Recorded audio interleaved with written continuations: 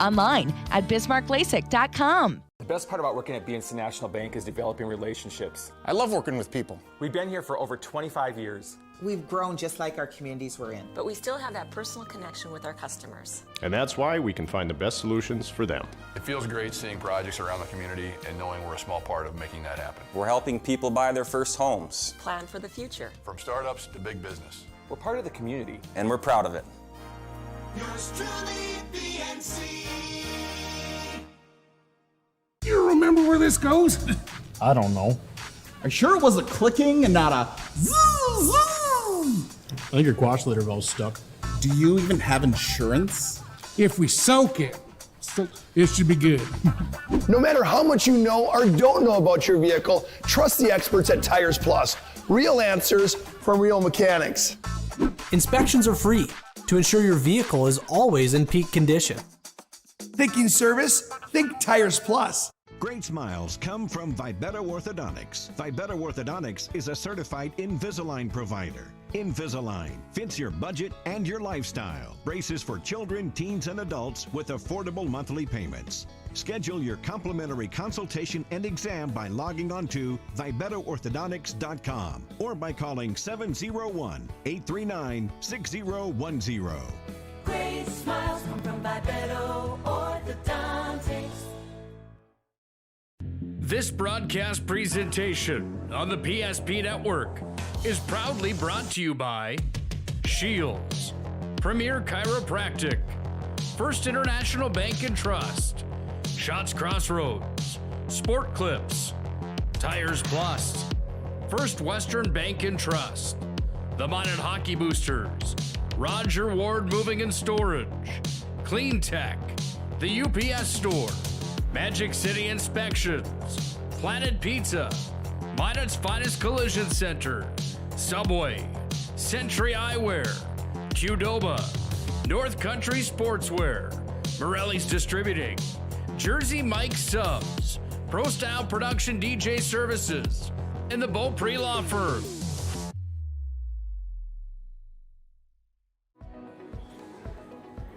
Carson, timeout. Who calls a timeout in this game? Me, I'm icing the kicker. Really? It'll give us more time to talk about First Western Bank and Trust. Like our convenient online banking. Along with smart trust service options. We're all about hometown service with bankers that know you and the community. Okay, go ahead and kick. I don't believe this. First Western Bank and Trust. You can bank on us. The right way to top a sub is with real red wine vinegar made from red grapes and no food coloring.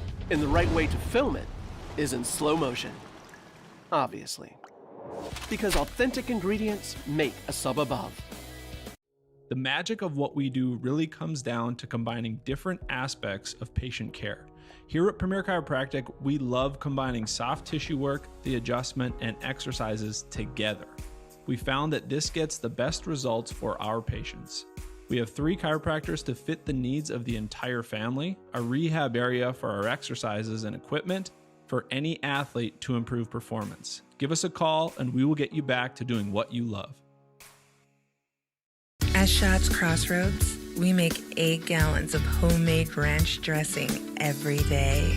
So you can smother your dinner salad with it, dip those crispy golden French fries in it, and dunk your breaded chicken strips. You can even cover your... Wait, no. You can't put ranch on steak. Or can you? Shots Crossroads. Don't forget the ranch.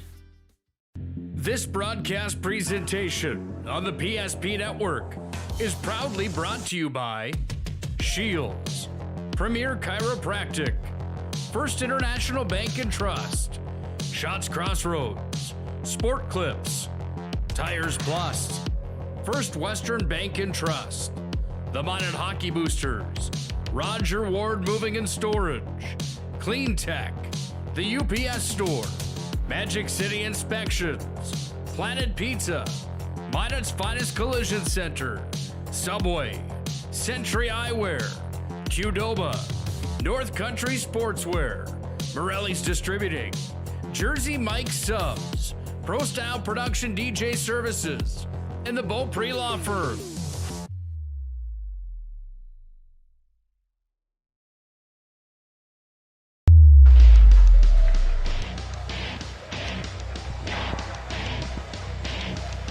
The WDA hockey season winds down, and it's a showdown inside the West each and every night. Tonight, no different. Number 2 and number 3 inside the WDA Rumble. And guess who it is?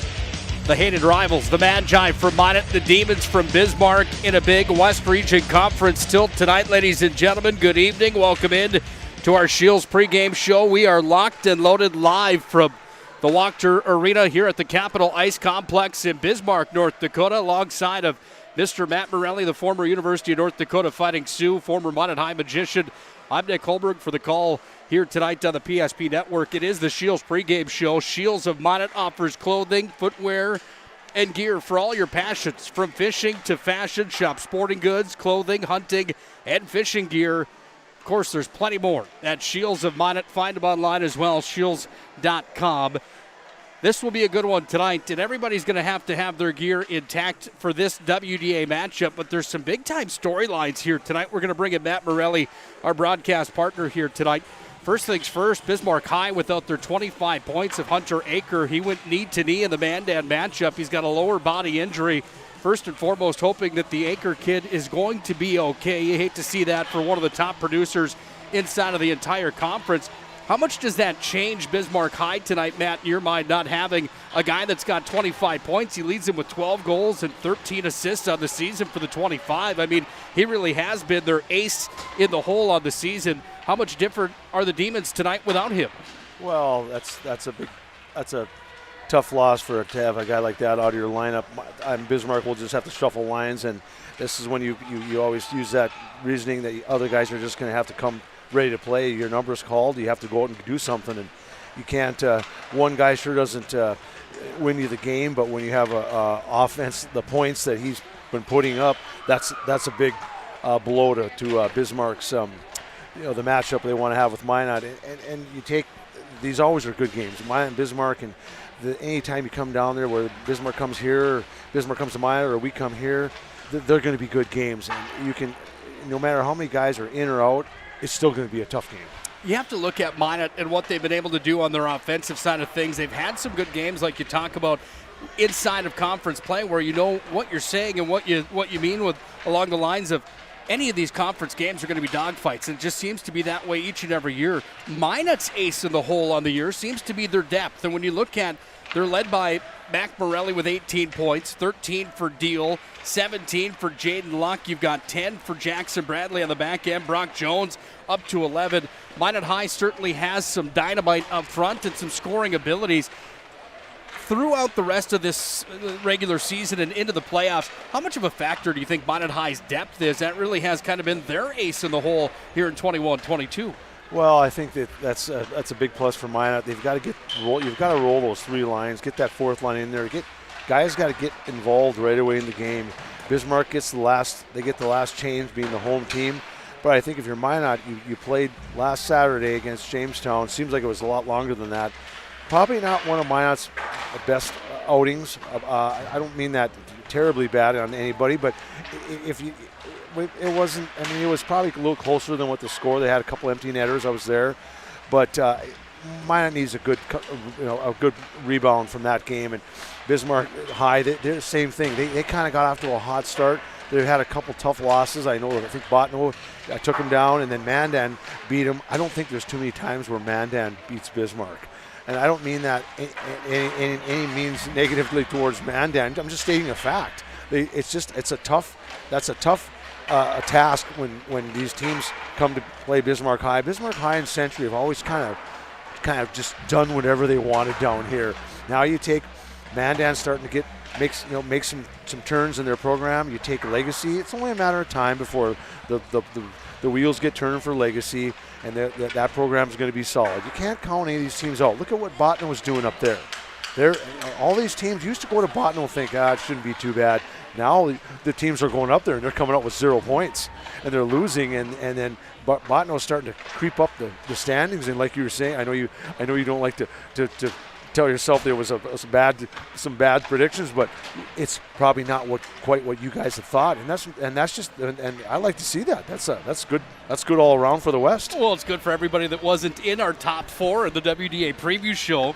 It's a good segue into the standings, brought to you by NorthDakotaHighSchoolHockey.com. Let's take a look at those standings now, Matt. And inside the West region, Jamestown is the king of the hill right now. They've got 29 points and a 10-2 record. However, the Blue Jays have played 3 more games than Minot High and 1 more game than Bismarck High. Minot High currently sits number 2 with 26 points on the season. The Magi are 6-3. 2 of those losses came in the shootout, so they get 2 extra points. When you look at the Demons, they're number 3 in the West at 6-5. 23 points for them on the year. They're 6-7 overall. Botno Rugby, the Braves, currently sit number 4 on a 5-4 mark. 16 points for them. Guess who else has 16? Williston and Legacy and Mandan. All of them right in the middle of logjam. How do you like that? Botno, Williston, Legacy, Mandan all tied for number 4 right now. Sentry's on an island right now at 2-7. They're number 8. Dickinson 4-6. They've got 1 point less than the Patriots, who have 12. The Midgets have 11. Hayes and Beulah 0-8, not recording varsity points this year. NorthDakotaHighSchoolHockey.com.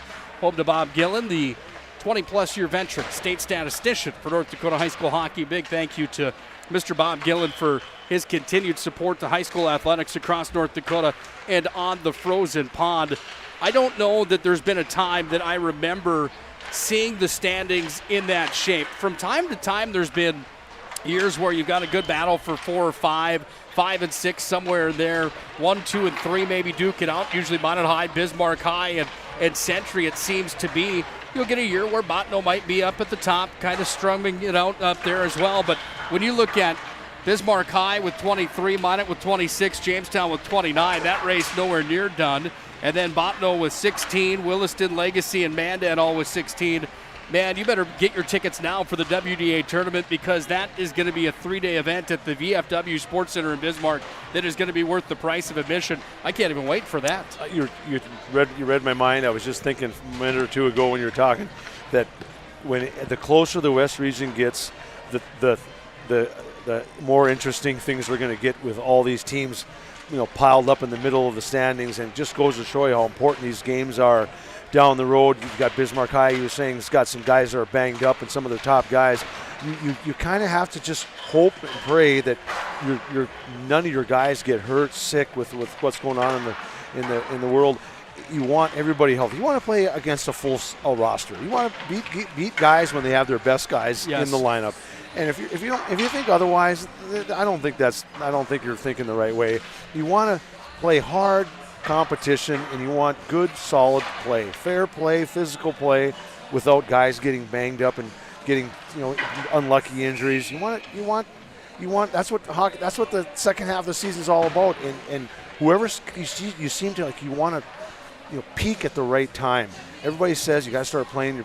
Well, yeah, it's good to play good early in the year, but boy, at the end of the year, that's probably more important, because when you get into those one-game shots, say in a West Region tournament, and you've lost one, you're in an elimination game, there's not a lot of wiggle room. Well, you look at what these teams have done, and it brings us to our UPS store dive into both of these teams in the matchup here tonight. UPS store located on South Broadway in the Magic City. They're open 6 days a week, Monday through Friday, 8:30 to 7, Saturdays 8:30 to 3. It's the UPS store located in the Marketplace Foods Plaza for all your packing and shipping needs.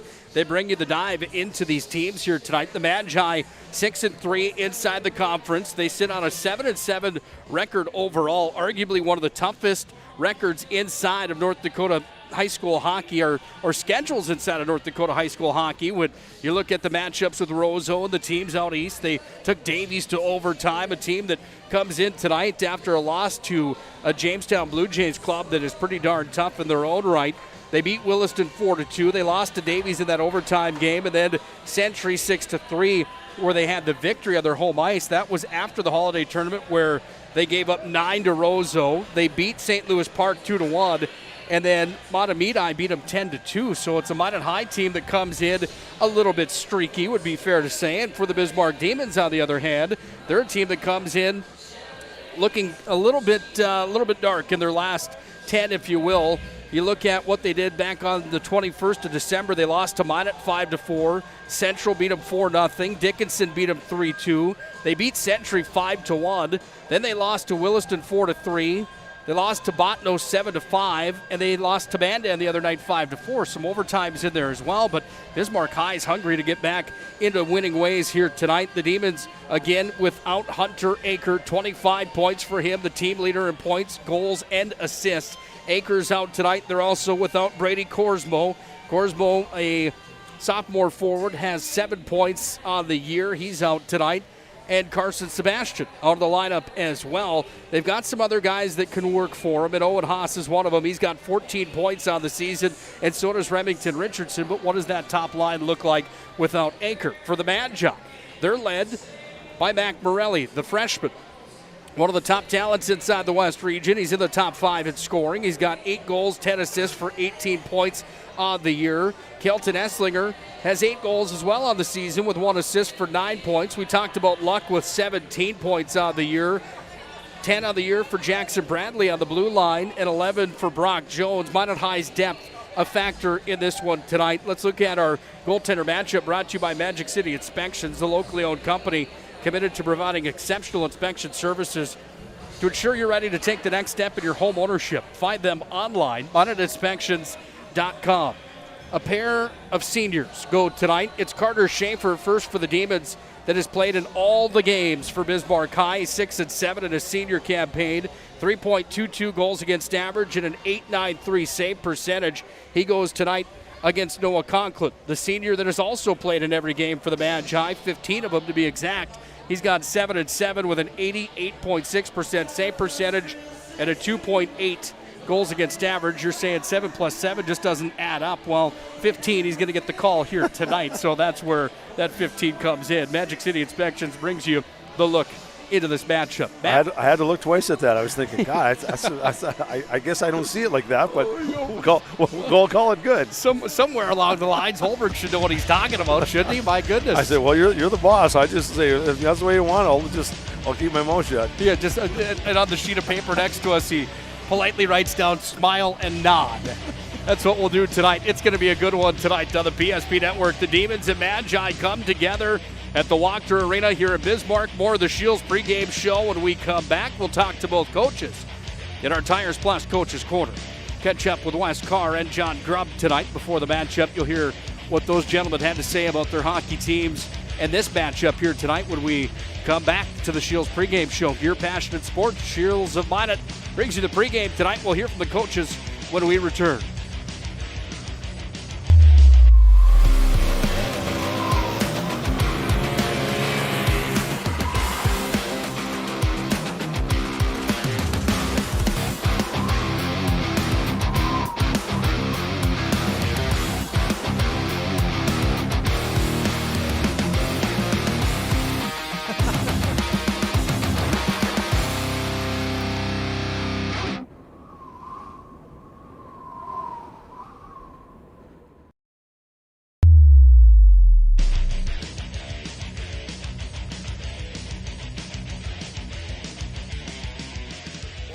Shields pregame show. It's now time for the Tires Plus Coaches Corner. We're joined by the Bismarck High head coach, Mr. Wes Carr, here in year number 3 for the Demons. First of all, Coach, thanks for some time here tonight. Yeah, absolutely. Thanks for having me. Should be a fun one. Minot High, Bismarck High always is. The top storyline, however, maybe some bad news from your locker room. Sounds like you've got a little bit of a banged-up roster. You want to touch on some of the guys that are out. It sounds like the Aker kid might not be going for you tonight. That certainly is a topic of conversation here. Yeah, Hunter took kind of a knee injury against Mandan the other night, and had an MRI today. We're just kind of waiting to see where he sits. Brady Korsmo against Dickinson broke his wrist, and Carson Sebastian took a big hit up in Botno, and coming off the flu, we're banged up, but we're making it look mean, I guess. You guys have had a little bit of a rough streak here with 3 in a row against some WDA opponents, but I mean, the real storyline there has to be the depth inside of the West region. You want to touch on this? I mean, it's kind of a crazy wild West, and maybe the craziest we've ever seen. Yeah, absolutely. But, like when I talked to you up in Minot, and I still believe it, a lot of the games, we were on a 6-game winning streak at that time, but all those teams are good teams. You know, something goes our different way. You know, we're 0-6 right there. I really do believe, you know, that I think there's the top 7-8 teams in the West region right now. Anybody can beat anybody, you know. I mean, it's just kind of how it all plays out.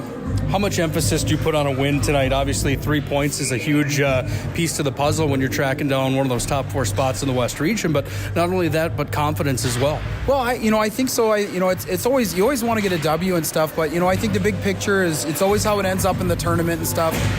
It's nice to feel each other out and kind of figure it out. But it's also nice, you know, not to have to play a higher seed. But in this case this year, I mean, I really don't know how much seeding is really going to play into the tournament. I mean, the 1 seed could see even the 9 seed, and it's going to be a tough game. So yeah. What do you have for one key tonight if Bismarck High wants success against Minot High? I would say positioning. You know, I really think that's something that we've lacked the last couple of weeks, just with some of the younger guys that we've had to put in the lineup.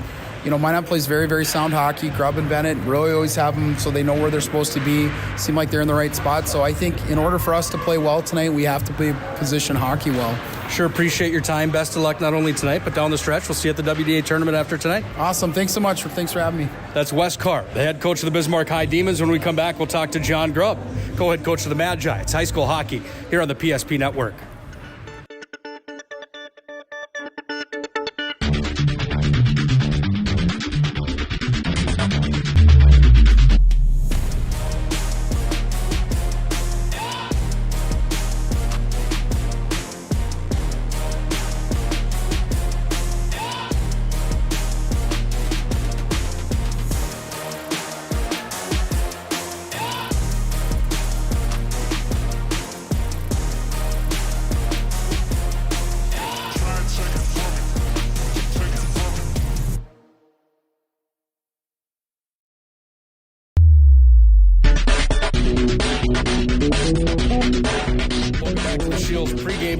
And the Tires Plus Coach's Corner. We're now joined by Minot High's co-head coach, Mr. John Grubb. You're number 8, looking just as good as ever, Coach. Welcome back to Bismarck here tonight. First of all, let's go back to the last matchup for the Magi.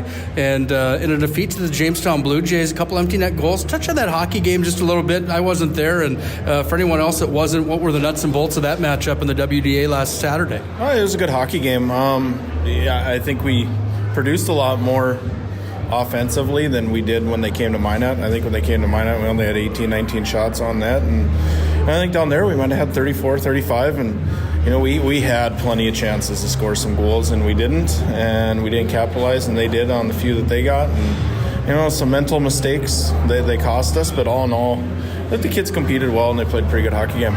You guys have 10 guys that have 10-plus points on the season. Talk about your distribution a little bit across the score sheet. A little cliche coming from me, I know, but it seems like Minot High certainly has 3 lines that can get the job done any given night. Yeah, it's getting better, and that's going to have to be a strength of ours heading into tournament time and towards the end of the year here. You know, we'd sure like to find a consistent third line. We haven't quite found that yet, but we're working on it. The last couple games, Jans Buckmeyer's played really well, stepped up, scored a few big goals for us, so that's been nice to see. And I hope we keep working to the point where, you know, we have 3 deep and we're rolling pretty good coming into tourney. Touch on this matchup with Bismarck High. Obviously, standings are one thing and momentum is another, but when you take on the Demons and you already have 1 win on the year against these guys, how big is another one just for confidence heading into tournament time here tonight? No, I think it's huge for us. We need to start getting on a little bit of a roll here. We've had, you know, we win a hockey game, we lose a hockey game, whether we've played well in each of them or not. And we've kind of just been on that pace for about the last 8 or 9 games where it's been alternating between a win and a loss. And, you know, if we can get a win tonight and kind of get this thing rolling and going the right way, I think it'd be a huge confidence boost for us. Sounds like the Aker kid is out after a lower body injury against Mandan, 25 points for him. Does that change anything on the Minot High side of things tonight without Bismarck High's top producer in the lineup? No, I don't think it does, because we know this is always a good hockey game. There is going to be hard-nosed back and forth, and he's a real good player. He's, you know, for sure one of the top forwards in our region, and you don't want to see a kid go down like that. You know, you'd rather have him in the lineup. And, you know, we hope that he gets back, and, you know, best wishes to him. But it doesn't change what we do tonight. We need to play a good, consistent game, you know, from our net all the way out. Is a full 51 minutes the biggest key in your mind here tonight, Coach? It is. We played really well against them at home, but we fell asleep for moments of the game, and that's how the game ends up 5-4 instead of 5-1. And we need to make sure we play that full 51 minutes, and then we should be able to put a win together tonight. Should be a fun one. Thanks as always for your time. Best of luck tonight. Thanks a lot. That's John Grubb, co-head coach of the Magi. When we come back, we're going to dive further into this matchup. A West Region showdown with the Demons and Magi is right here on the PSP Network.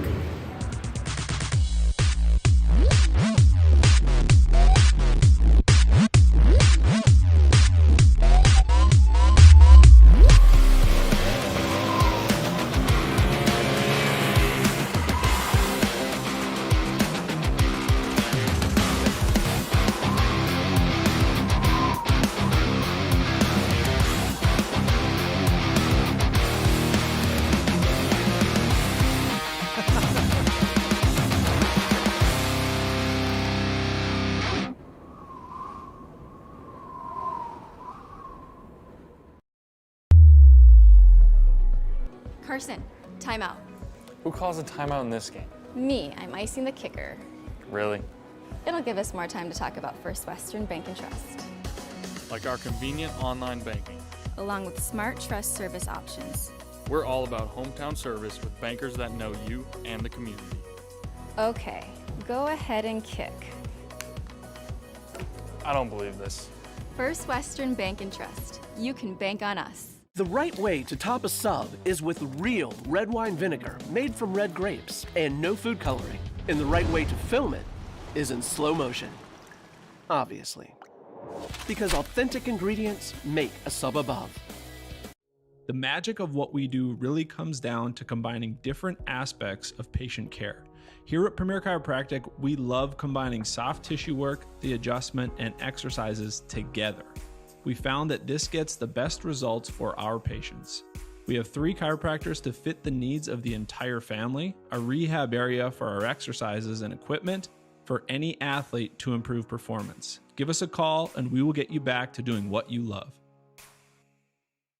At Shots Crossroads, we make 8 gallons of homemade ranch dressing every day, so you can smother your dinner salad with it, dip those crispy golden French fries in it, and dunk your breaded chicken strips. You can even cover your... Wait, no. You can't put ranch on steak. Or can you? Shots Crossroads. Don't forget the ranch. This broadcast presentation on the PSP Network is proudly brought to you by Shields, Premier Chiropractic, First International Bank and Trust, Shots Crossroads, Sport Clips, Tires Plus, First Western Bank and Trust, the Minot Hockey Boosters, Roger Ward Moving and Storage, Clean Tech, the UPS Store, Magic City Inspections, Planet Pizza, Minot's Finest Collision Center, Subway, Century Eyewear, Qdoba, North Country Sportswear, Morelli's Distributing, Jersey Mike Subs, Pro Style Production DJ Services, and the Beaupre Law Firm.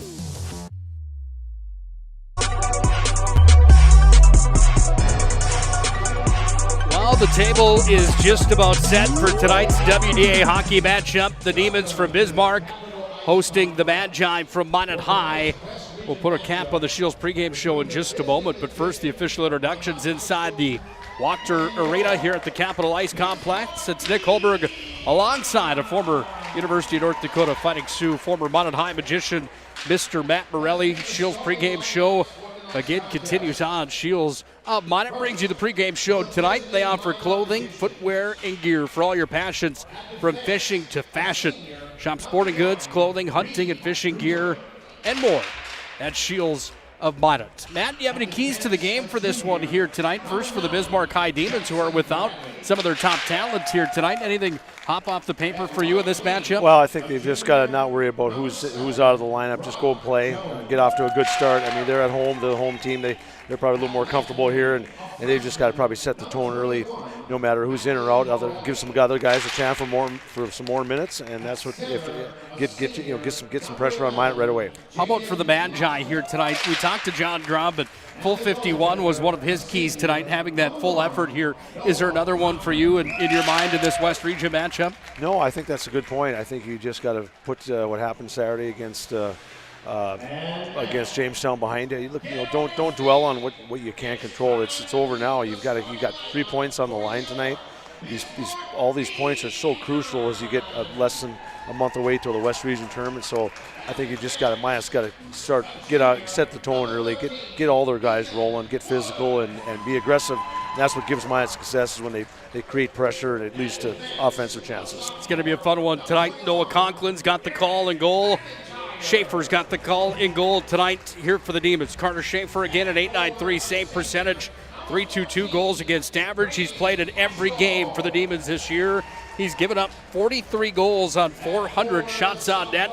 He's been busy back there for the Magi net keeper. Well, how does he fare? Well, he's sitting on a 2.8 goals against average and an .886 save percentage. He's given up 42 goals on the season on 370 shots that he's seen here in his senior campaign. Well, we're just about to salute our country here in the capital city of North Dakota tonight for this WDA matchup. The old school rivalry, the only two teams in Western North Dakota with a state title. It's the Demons and the Magi coming your way tonight on the PSP Network. We'll come back with the tail end of the national anthem. And then 701 Realty brings you the opening face-off tonight. The Demons and the Magi. Rumble next.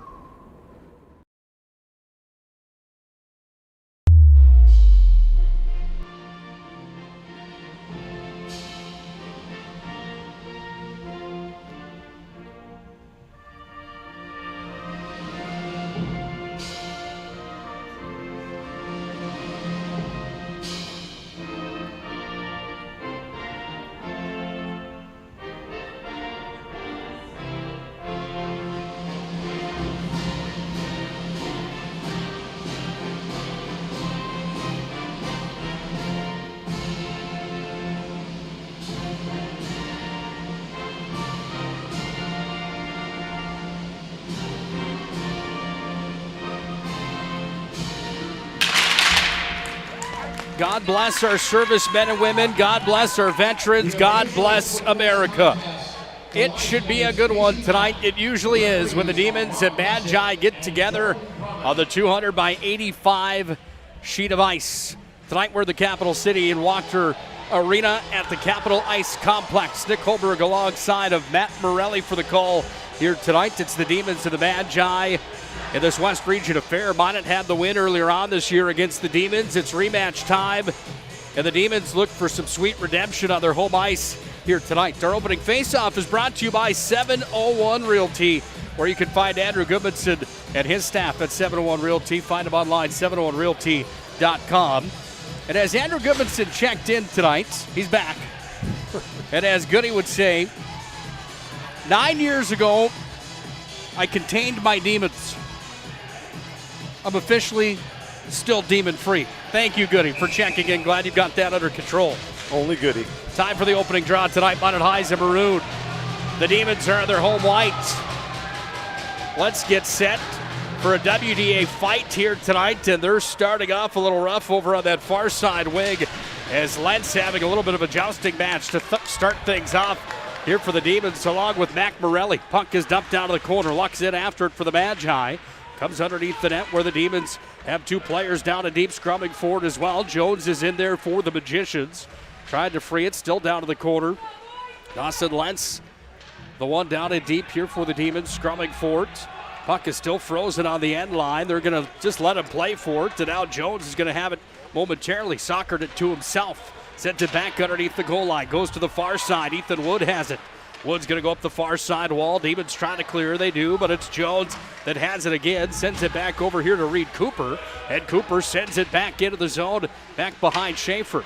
Far side wall. Wood's in after it. Pushes it up out to center. The bouncing puck comes all the way down into Magi territory. Icing waved off here as Cooper has it on the near side wing. Cooper sends it underneath the net over to Jackson Bradley. Bradley fighting forward here, sends it back to his partner Cooper, and Cooper's going to start the rush near wing.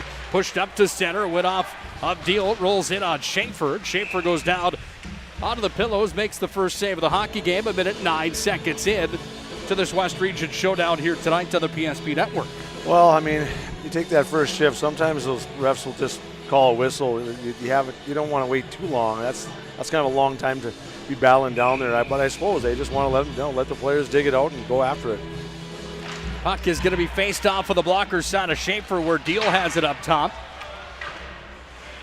Over to the far side. What's that battle like down in the corner when you're battling like that? Is there a key down in deep when you're trying to free the puck there? Obviously, there's some skill involved there as well. Well, I think you just want to try to be as smart as you can. You don't have it's like those small area games. You have to be quick, make quick decisions, look for a play. If you don't have a play, you just chip it back in the corner and cycle the puck. But you don't want to have a turnover either, though. Puck is going to be sent here by Radke all the way down. This will be our first icing of the hockey game, brought to you by our friends at Roger Ward Moving and Storage, proudly helping the region with their moving and storage needs since 1942. Find them online, RogerWardMovingAndStorage.com, to schedule a move or to find a quote. Roger Ward Moving and Storage, with locations in Bismarck, Minot, Fargo, and Aberdeen. They can help with all your moving and storage needs. Faceoff was on the blocker's side of the senior goaltender for the Magi, Noah Conklin. Magicians and Swangs to push up to center. Deals pasted out at center, and it's sent right back in here by the Demons as it's hammered down by Joey Feist, the D-man, who's up on the forward position tonight, and he's got some jam to his game with a couple hits early on, setting a tempo in this West Region Showdown. Goes over to Radke, up to center. Swangs to tried to bump it ahead into the zone. It comes for the Magi off of Eli Hansen, all the way down into the corner. Hansen's got it here. He turns it towards the net. Hit traffic. Comes back away on the near side wing. And at the line, it's held in by Bradley. Pushed here by Feist. He wears an A on his jersey as one of the assistant captains. Bradley has it back. Sent it out towards the net. Went just wide of the cage. Hansen still scrubbing forward on the far side. It's pinched in there by the Magicians, and it's underneath the goal line now again, where it's going to be tied up again. Feist in to help out, but the Magi are out with it. Taken here on the near side. Scrubbing forward for the Magicians there is Jaden Gilmore on the near side wing. It's going to be freed by the Demons, and they push back up to center. Across it comes in front of the Minot High bench. Three coaches on the bench for the Magi tonight: Grubb, Bennett, and Willard. First two mentioned are the co-head coaches here in year number 8 for the Magi. The Demons have Wes Carr and company. Look at the Demon bench. My goodness, 1, 2, 3, 4, 5, 6, 7, 8 on the bench for the Demons here tonight. Puck is taken here by Luck up to center ice. They're going to push it over the red line. Luck's going to send it down into the corner. Takes it underneath the goal line, works it back up top. Reed Cooper's got it. He's going to turn and fire. Sent in. Loose in front, still and loose in front of the paint. Comes away to the far side, and it's pushed out of there by the Demons as it's going to be taken with the 9-iron and flipped up and out of play by Charlie Jerome, the junior forward. Good pressure by Minot. I mean, a couple off passes in their own zone. We talk about that all the time. Your play in your own zone is so important. That first pass, make a good one. It's got to be on their tape. If you don't have a play, just chip it off the glass and let the forwards go pursue it. But play it safe. You don't want to have turnovers in your own end. That just leads to trouble. Puck's taken at center ice and dumped into the zone by the Demons. That was Bo Betts with 6 points, who's in after it. Squirts free at the top of the circle near side. Conklin went down off the blocker of Conklin. He was forced to make the stop. He was out of position. Had a little slip up there. Comes back behind the net for Radke. Backhands it over to Jones. He had a coming out party against Fargo Davies, where he scored 2 goals. He was our player of the game in a 3-2 overtime thriller that the Eagles from the east side of the state had to the win column. Puck's on the near side wing. It's going to be pushed back, get him on in high territory. Taken by the Magi away from Pickard. Back to center to Deal. Off to Morelli. He's into the zone with it. Morelli drops it back. Jones is going to walk and fire. Oh, flashy. Glove save there. Schaefer went down. Jones was robbed, and Schaefer makes a big one early. Yeah, good play by Minot. Get shots on, test him. Get him. You want shots on goal early. I mean, goalie's up to the task. He's ready. Schaefer is on his game, and this is a big game for both teams. Well, you look at what the Demons had last year in the blue paint in Logan Hendrickson. Arguably the tops in the West region, along with Trey Sortland, the Minot High net keeper, who was an all-West region selection 2 times. That shot came in, pad save, rebound, loose in the paint. Schaefer's on top of it, and Schaefer will hang on tight to it. The Magi were knocking on the doorstep of the Bismarck High. Goaltender has seen his 6th shot of the game, and he's made a 6th save. Sorry to get off back to that point. Is you take a shot from the point like that, and it was a nice deflection. You don't always. It doesn't always have to be a hard shot, but boy, when you can redirect the puck like that, anything can happen. Doesn't matter how they go in; it just matters how they get there. What is that? You got to help me with that saying. Doesn't matter how pretty they are, as long as they go in the back of the net. Yeah, thank you. We'll put it on. You're on the right track. We'll put it on a T-shirt for you. In the near side corner, puck's down underneath the goal line. It's going to be freed and worked away here by Hamlin. Hamlin tried to fire to head forward, taken by the Magi. Swankstew's got it, back up to Bradley. Bradley's going to turn and fire. Hard wrister again. Schaefer equal to that challenge. Back to that topic of the goaltenders last year for both of these teams. You had Sortland, a 2-time All-State selection, a 2-time All-West region selection. Hendrickson, an all-region player in his own right. 2 goaltenders that go down in the history books as some of the better to ever play for both of these respected programs in North Dakota. Back the other way come the Demons into the zone. Taken here by Owen Haas, 14 points for him. Leading point getter, the matchup for the home team tonight with Hunter Aker out. If you are just joining us, Aker had a lower body injury against Mandan. He's sidelined here tonight. He has 25 points on his stat line of the season in his senior campaign, hoping that he is going to be all right. Into the offensive zone. This is Buckmeyer that carries down. Buckmeyer rode off a hit there that came away off of McIntyre. It's going to be freed by the Magi. Down to the corner it comes. Buckmeyer's got it again. Sent it underneath. Back away here underneath the goal line. Sent down in front. Back underneath the net. It comes for the Magi. Scrumming for it. Riley Hagan. Back to the point. Sent in front. Oh, big save. Point blank doorstep opportunity. Somebody's knocking. Don't let him in, says Schaefer. Puck comes back away to the line. Taken here by Pickard. Soons it in. Schaefer again. Oh, my goodness. Peppering is an understatement early. Shots are 8-0 Magi. Here with 10:39 left in the opening period, but nobody's cracked the ice yet. Well, a good start by Maya. I mean, it's give him credit. The defensemen are hitting the net. You got to get pressure on him, but Schaefer's just making the saves when he has to. They're kind of Bismarck High's a little bit under the gun right now. Sometimes you just have to take a whistle, whether it's an icing or just anything close to goaltender. Just freeze it, get a whistle, and get some fresh guys out there. Face-off will be on Schaefer's glove side. We had an opportunity to talk to Logan Hendrickson when the Demons were in Minot over the holiday break. He's off in California playing for the Ontario Junior Reign. Hope his career continues to go in a positive direction. A good kid, and even better goaltender from a year ago for the Demons. Puck's taken up off the wall, up to the line. Deal had it at the blue line. Demon fans thought that was out. It was held, but it doesn't matter. We go back the other way for Hervella. He's in. He's upended by Pickard. And the Magi bring it back to center with Big Brock Jones.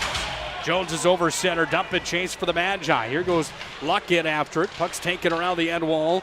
Way to the near side wing for Jackson Hill, and Hill reverses it back in behind, but it's Luck that takes it. Shuffled up top. Deal's got it. Sends it towards the net. Went wide. Puck comes back away on the near side wing, up to the line, held in again. Pickard whistles one in, stick save. That one all the way up, almost went off the protective mesh, but it fell back into play before it hit the out-of-play territory. Puck's taken underneath the goal line now by the Demons. They continue to work, trying to escape their own end, but it's Minot High's pressure that has been good early on here in this WDA matchup. Pickard holds the line, sends it in, Luck's in front, goes down to the corner. And Gavin Rader's back in behind where he gives it off to Feist, and Feist hammers it all the way out where Minot High had Bradley coming on the change, and it's freed down to the near side where Pickard sends it back in. Now there's fresh horses out for both teams, and it comes back to center where it's going to be taken here by the Demons. They have not registered a shot on goal yet in the matchup. Freeman to Bradley, back off to Deal. Here come the Magi. Into the offensive zone with Swangstu. He'll take it down into the corner, far side wing. Swangstu's got it underneath the goal line. Worked it back away, dropped it down to Esslinger. Good campaign for Esslinger, 8 goals on the year for him. Works it back up top, Bradley sends it in, Pat save. Off the side of the net, came back away to Deal. He's hit on the play underneath the goal line there from Alexander Fuchs, and the puck is freed by the Demons out to center where Braden Wolf carries in one-on-one against Bradley. Into the glove of Conklin. May have been sailing wide, but Conklin will take it just to get the rhythm and flow just a bit. 8:30 remaining here in the opening period. Scoreless of the First International Bank and Trust scoreboard. Yeah, probably would have been wide, but sometimes there's no reason to take a chance. I was going to say, too, the only thing I see Minot just got to get a little bit better on is that play in the neutral zone. You're going to dump it in, it's got to be all the way in. And that's just kind of common sense. I mean, don't you take the easy, just chip it off the boards. You're making their defensemen work that much harder when they got to go all the way behind the net to gather that puck. It just kind of makes more sense. Off the draw comes down for the Demons in the offensive territory, but it's Bradley that reverses back to the near side. Gilmore scrubbing forward. Puck's freed out in front. Oh, hard shot on goal. Stop is made there from Noah Conklin on the point-blank chance from Charlie Jerome. Puck's taken away on the far side wing. Buck Myers trying to tie it up at the half wall. He does successfully, but it's the Demons that push it out. Magi have it. Taking it back away now is Cooper. And Cooper with a backhand goes back up to Chance Buckmeyer trying to clear. Cooper has real estate, and he'll work it away to the near side wing where the Magi have possession with Bradley. Bradley's out to center, comes away to Gilmore. Gilmore's going to cross over center, moves it ahead. Taken back out to neutral now, and it's Bradley who's in. He's hauled down, and the first power play of the game will belong to the Magi as Bradley went down to the ice, and the special teams activity comes to the ice surface for the first time tonight on the tripping call, Bo Bitts. See, that's I was kind of getting back to the point of playing your own zone. When Maya gathers the puck and it's the transition game is about ready to come back up the ice, you've got to make good passes. That first pass is so important. It's got to be there, and the guy, anywhere close to the guy receiving it, has to have those passes. So interesting here. Maya got a power play. They need to do something right away. Off the draw, puck is handled inside the blue line. The Demons push out to center. Scrub 4 right in front of the Bismarck High cheerleaders. The puck is sent in to Minot High territory where Conklin leaves it behind the net here for Brock Jones. He has a man in hot pursuit. Tracing him down is Remington Richardson, but it's Jones up through center. He's motoring. He's going to skate it down into the corner. Jones hits the brakes. Freed it over to Jaden Luck, one of the 4-year players in the lineup for the Magi. Worked it back up top to Mac Morelli. The freshman off to the junior Bradley. Goes back over to Morelli. Morelli's going to fire it towards the net. Glove save again. Schaefer went down and gobbled that one up for his 10th save of the opening period. Still scoreless with 7:06 to play and a minute 20 remaining of Minot High power play time. Well, we talk about face-offs. We've said it so many times. You've got to start winning the bulk of those face-offs. You don't want to be 50-50. You need to be more than that. Puck's going to be taken and sent all the way out of the zone. Comes all the way in on Conklin, who fires back up to center. Puck's taken there and sent right back in from Jackson Hill. Back Morelli back in his own territory. Goes back over to Bradley, hopped over his tape, comes back away to Swangstu. Bradley's got it again, and Bradley's going to quarterback from back behind his own net. 55 on the power play. Up the near side wall, off of Swangstu. Trouble for the Magi. It's taken there and worked back by the Demons. They go back up to center with Gavin Rader, and the Demon penalty kill looking sharp here tonight. Having Minot High head back in their own territory with 41 seconds remaining of man advantage time. Into the offensive zone. Jones goes in against Feist, takes it down into the corner, worked it from the far wall up top. Bradley's got it from here, drop back over. Morelli's going to walk, sends it back door. Oh, a stick in the way of that one. And the play from Jackson Hill keeps it at a scoreless hockey game. Luck's got it, works it back up top. Bradley put it on a tee, sent it towards the net. It was deflected out in front. And the puck goes on a play. We'll have a face-off coming on Schaefer's blocker side with 6:05 remaining in the first. Well, I think that was intended for a one-timer, but that's the way it goes sometimes. You just got probably a little bit better communication. Mine's just got to move the puck a little bit quicker, a little bit better decisions on the power play. But give Bismarck High credit. They're applying a little pressure to them. Underneath the goal line. Scrum continues down and deep. Hansen freed it off to Esslinger. Esslinger works it back up top. Comes away to Pickard on the far line. Dropped it back over. Esslinger top of the circle. Back to Pickard. Sent it towards the net. Didn't get all of that one. It's taken here by the Demons. They try to push it out. Radke is going to hold it. Minot High 0 for 1 on the power play. The Demons 1 for 1 on the penalty kill. Puck's going to be sent out in front. Here's a drive. Oh, the stop was made as that puck was sent over to the corner on the opportunity. Owen Haas was robbed there by Conklin. Puck's taken away back by the Demons. Here's a drive from the line. Conklin down into the butterfly. And Jackson Hill registers a shot on goal. And Conklin makes his third save of the opening period. Minot's just got to be a little more careful in their own zone. They're trying for that long pass, and it's not. You're going to make those. I like the idea, but you better be 100% sure it's going to make it through there because it's getting picked off inside our blue line. They come in for a shot. Puck's up at the line for the Demons. They're going to send it back underneath the goal line. Blocker side of Noah Conklin it comes. Push back out to center. It's Swangstu that's going to rush it ahead forward, freeze it into the zone. They come for Hagen, and Hagen takes it down, sends it out in front. Oh, point blank opportunity for Gilmore. And the stop was made for Schaefer, and Schaefer has been good. Tonight we'll have an icing on the Demons. And the Magi have had some jam here in the opening period. Real nice save by Schaefer there, point blank, and that's a good play by Minot there. That's a nice chance. It was point blank. That's his best chance we've probably had so far. Demons will have the face-off for their own defensive territory. A team that last year did not qualify for the state high school hockey tournament for the first time in over 30 years. A powerful program. Here a drive comes from Bradley. Stick save again from Schaefer. The Demons have been one to reckon with inside the West region since the West region was formed. A team that since 2006 has been in the winner's bracket of the WDA tournament seems like each and every year. Since 2006, it's been either Century or Bismarck High that's won the West Region tournament crown. Minot hasn't won one since. No one else has either because Century and Bismarck High have been the kings of the hill inside of tournament play in the West Region. Is it different this year? Well, Matt Stockert's Jamestown Blue Jays would probably like to think so. Here's a drive coming from Block. He fired that one up. We know Coach Stockert's tuned in and enjoying the hockey game here tonight. Coach, hope things are going well over in Blue Jay territory. 2-on-2 back into Minot High territory. Nice defensive stop there from Reed Cooper. Sent back out in front. Weiss sent it out in front of the net. Nobody home for the Demons and hopped over the stick there of Owen Haas. And Haas is back in. He's got a lane. He's going to turn and fire. Glove save there from Conklin. Conklin shuts the door, and it's the Demons back with it again. Here's a drive, top shelf, they scored.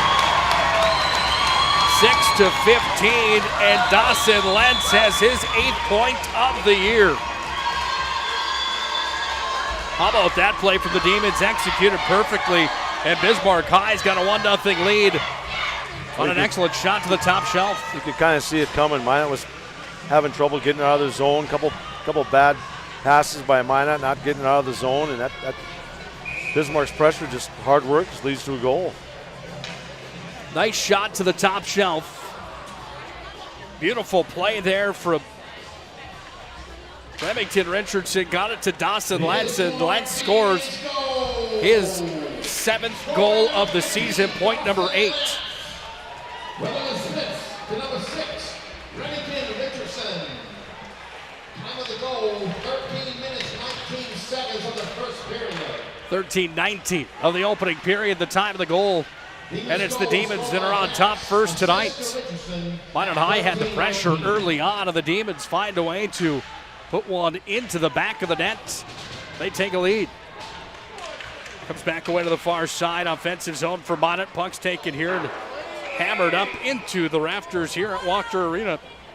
And a stop of the play with 3:02 remaining here in our opening period. I was going to tell you, Matt, inside the West region, we've got some players in this one that are in the top 10 in scoring in North Dakota.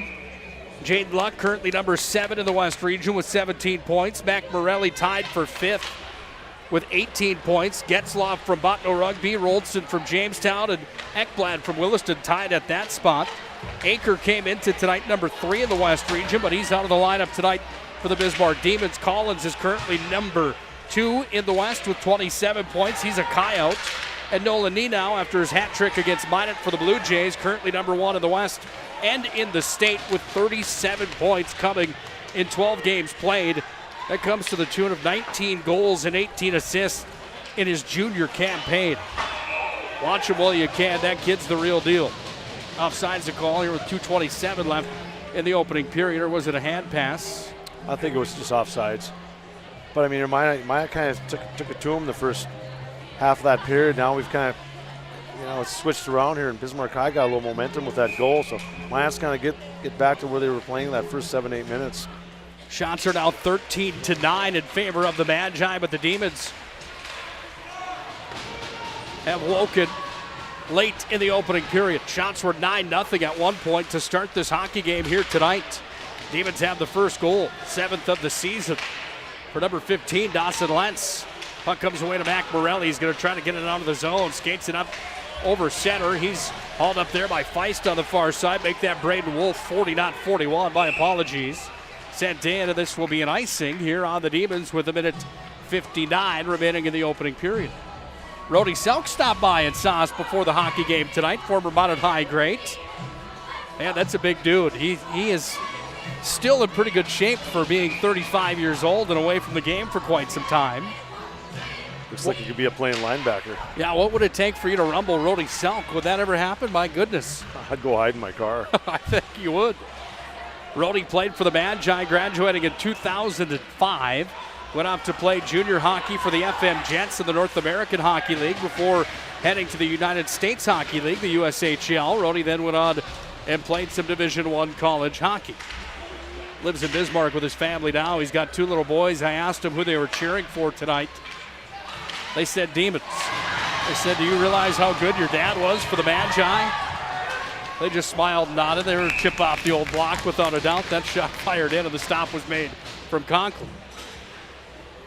Got some Rody Selk stories. I was with the Bismarck Bobcats in the North American Hockey League when Rody was with the FM Jets in the same division of the same league. And at that time, I think the Cats and Jets probably played 10 or 11, 12 times, something like that throughout the course of the year, plus playoffs. Rody Selk beat the same kid up 3 times that season. This puck's going to come all the way down. It's going to be an icing. Rody was known for dropping the mitts and shaking it up just a bit, and there was 3 times in the same season where the same kid from the Bismarck Bobcats challenged him. And Rody had a big blonde fro, if you will. That thing was going all over the place. The FM Jets fans were losing their minds, and Rody Selk was coming out on top in all 3 matchups that he fought Tom Benazzi from the Bismarck Bobcats back in the early 2000s. Good stories. Good to see him here tonight. Puck's taken by Radke behind his own net. Here's the 1-minute call. 1 minute remaining in the first period. Thank you. Swagster's going to take it down into offensive territory. Swagster's back in behind the net. It's tied up underneath the goal line. Puck is scrum 4.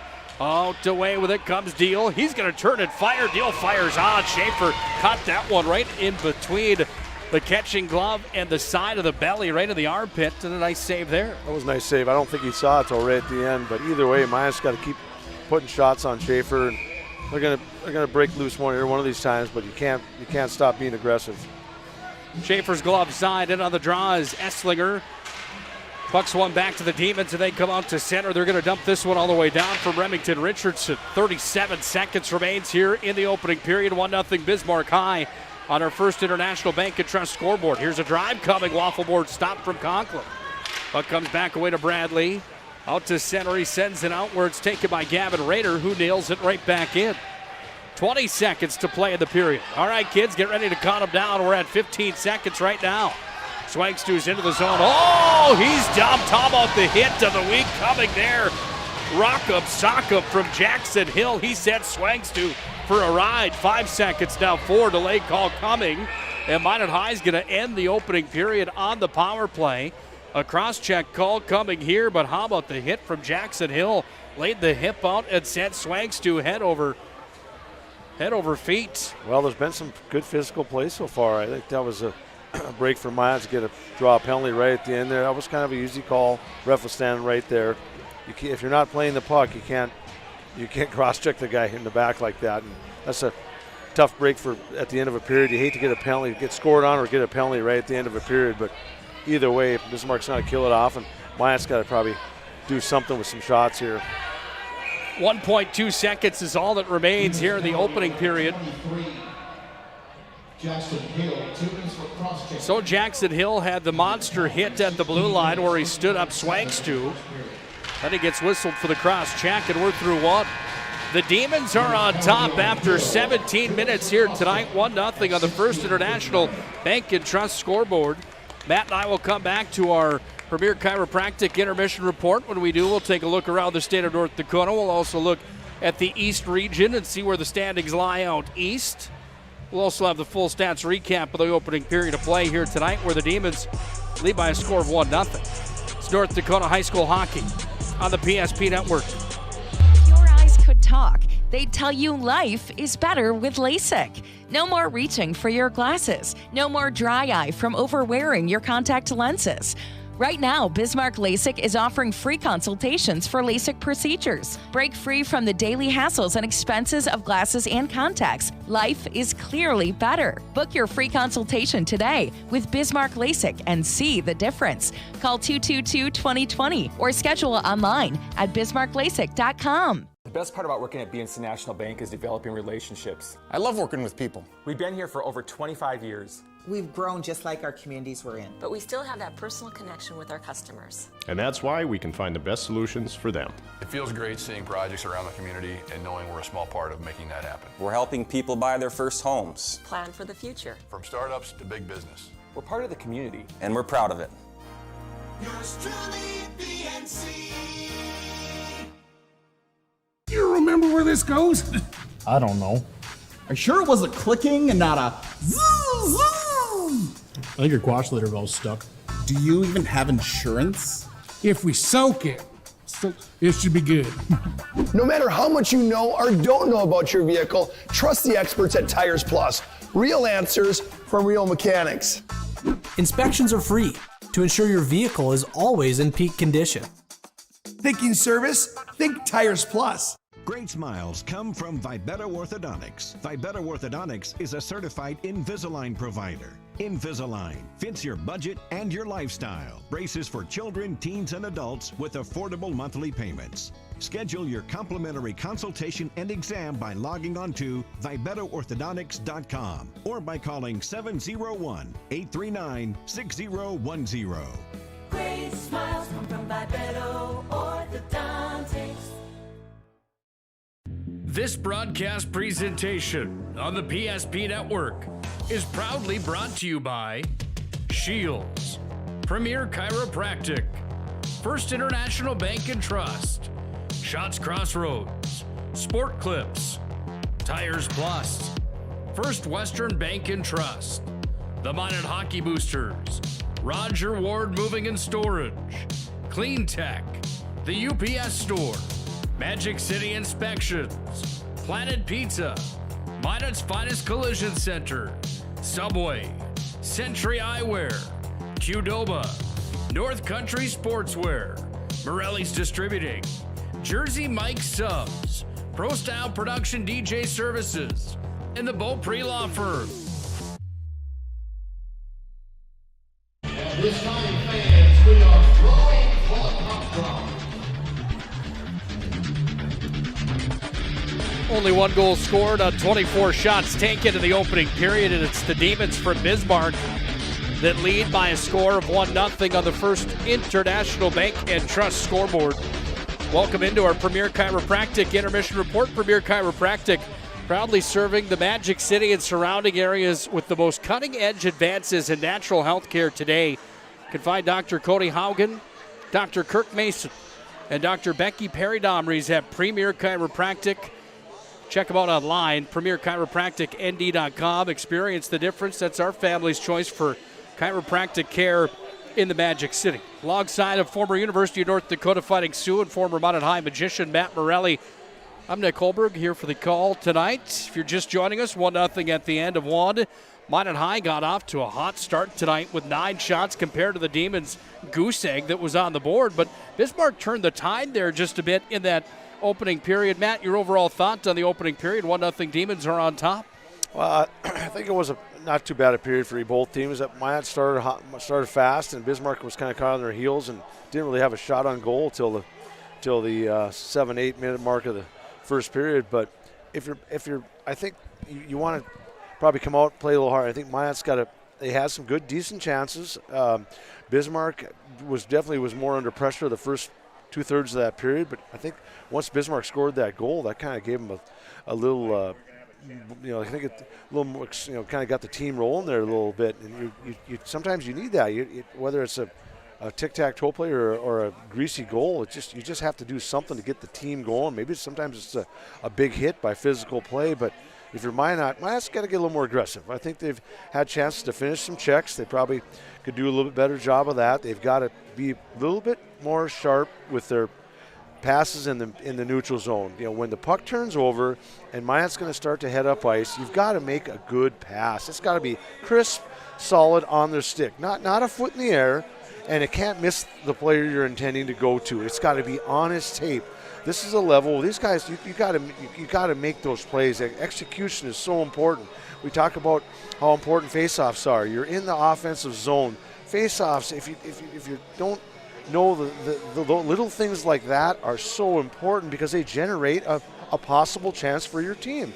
You lose it, well then you're on the D. Then you got to be aggressive and try to get to gain possession back.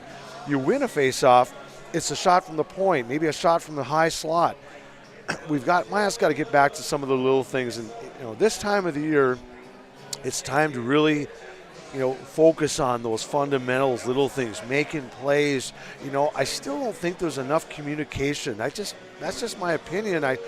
We have things on we have headphones on. We can't always hear everything great, but this level of play, there should be guys talking all the time. And loud. And loud, that's right, and loud, because if you're open or got a guy on you or you're a defenseman and you and I are partners and you go back to retrieve the puck and I can say, Nick is on you, take it for a skate or chip it out of the zone or you have time.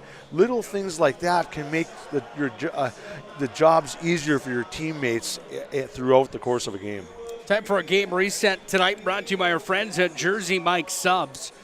A sub above Jersey Mike's, where you can vote for the player of the week, brought to you by Jersey Mike's each and every week on the PSP network up in the Magic City. Jersey Mike's, fantastic stuff. If you haven't been there yet, highly recommend it. Jersey Mike's brings you the game reset. Not a whole lot to report here, except one goal in the opening period. 3:19 mark remaining in the opening frame. It was a goal and the 7th of the year from Dawson Lentz. That's not a bad outing for Dawson Lentz, the sophomore, 8th point of the year. He was assisted by Remington Richardson, his 15th point of the year, and it was Lentz that took it to the top shelf, right where Grandma keeps the cookies. How about a chocolate chip and a macadamia nut? 1-0 Demons, the only goal to report. Shots in the opening period, 14 for the Magi, 10 for the Demons, and 9 saves for Noah Conklin, 14 of 14 for Schaefer on the other side for Bismarck High. Bismarck High had 0 power plays in the opening period. Minot High had 1. They're going to have another that comes into the second period with a minute 59 and some change, or 58 and some change coming in to the second. So Minot High with a power play in just a couple seconds of one at the end of period number 1. Minot High 0 for 1 on the power play. Bismarck High without the extra opportunity. Well, we promised you to take a look across the state of North Dakota at the top producers of the standings in the EDC and the WDA tonight. This is brought to you by our friends at Clean Tech, where you can get 24/7 disaster response and restoration services for your home or business with Clean Tech LLC. Clean Tech coming to the rescue since 1992. The name you want to remember is Clean Tech. Inside of North Dakota, the West region represented pretty nicely as far as point production is concerned, but so is the East. And when you look at the state of North Dakota, Nolan Niedow from Jamestown leads all scorers with 37 points on the year. 29 for Branson from Fargo North, 28 for Friddle and Brendan Richards, all of Fargo North. The top 4 belong to Jamestown's Niedow, Branson from North, Friddle from North, and Richards from North. Barron Stibbe, who the Magician saw score the game-winning goal in overtime a couple weeks ago on a Saturday. Barron Stibbe, number 5 in the state. He's got 27 points. So does Spruly from Grand Forks Red River. So does Ashton Collins from Williston. So does Hunter Aker from Bismarck High. Aker's got 25. So does Zach Bourne from Fargo South Shanley. That's your top 10 with Hunter Nelson with 23 from Jamestown on the outside of the top 9 looking in. In the West region, Nenau's number 1, Collins is 2, Akers number 3, Hunter Nelson number 4, Getzlaff, Roldson, Morelli, and Ekblad are tied at number 5. Ethan Simons from Botno Rugby's at 6, and Jaden Luck from Minot is at number 7. Inside of West region scoring and that scoring chase. How about Nenau's 37 points? That's pretty impressive for the junior coming in just 12 games played. He's a solid player. He had kind of, not going to say he owned Minot, but he had some good opportunities against Minot, and he took advantage of it. He plays a lot. He's out there. Seems like it's every other shift. It's not quite like that, but he logs a lot of time, and that's to be expected. Every team leans on your guys. You play the odds and you roll the dice. Sometimes even when guys are tired, they're still more valuable on the ice. And coaches in a tight game, they have to use those guys. And you get, if you and I were getting looks and chances like that, we could probably pop a few points too. 100% a gamer for sure. Time to look at the East Region standings, brought to you by NorthDakotaHighSchoolHockey.com. North Dakota High School Hockey, the official website of North Dakota High School Hockey for stats, schedules, results, you name it, NorthDakotaHighSchoolHockey.com. Inside the East Region right now, it's Grand Forks Red River at number 1. 25 points for them. Davies is number 2 with 24 points. Both of those teams are 8-1. Fargo North, number 3. Fargo South Shanley's at number 4. Grand Forks Central at number 5. The Knights are 5-3. West Fargo's 3-5. They're number 6. West Fargo Cheyenne, number 7. They come to Minot on Saturday. Spoilers from Grafton Park River, number 8, and Devils Lakes, number 9. Mayville Portland not playing a varsity schedule this year. Got Jordan Willard, ice level, the assistant coach of the Magi, joining us via telephone from the locker room. Coach, can you hear us loud and clear? Yes, sir, I can. Hey, good start to the hockey game tonight. 9-0 shot advantage for the Magi. The Demons weathered the storm with a little pushback. Your thoughts on that opening period of play? Yeah, I just kind of thought we were sloppy on the back end. We've talked about that before, Nick. First periods haven't necessarily been a big friend for us. We had been better as of late, and obviously, what you're going to get when you play Bismarck High. A bunch of kids that work extremely hard, and they grind, and they muck, and they throw pucks to the net. And, sure enough, they find a kid on the back door. He makes a great shot and goes up top. I think, like you said, we got off to a good start there. It would have been nice to bury one early, but I think we just need to get tougher in the hard areas, in front of the net. We need to be willing to kind of pay the price and have a little urgency, and we'll be all right.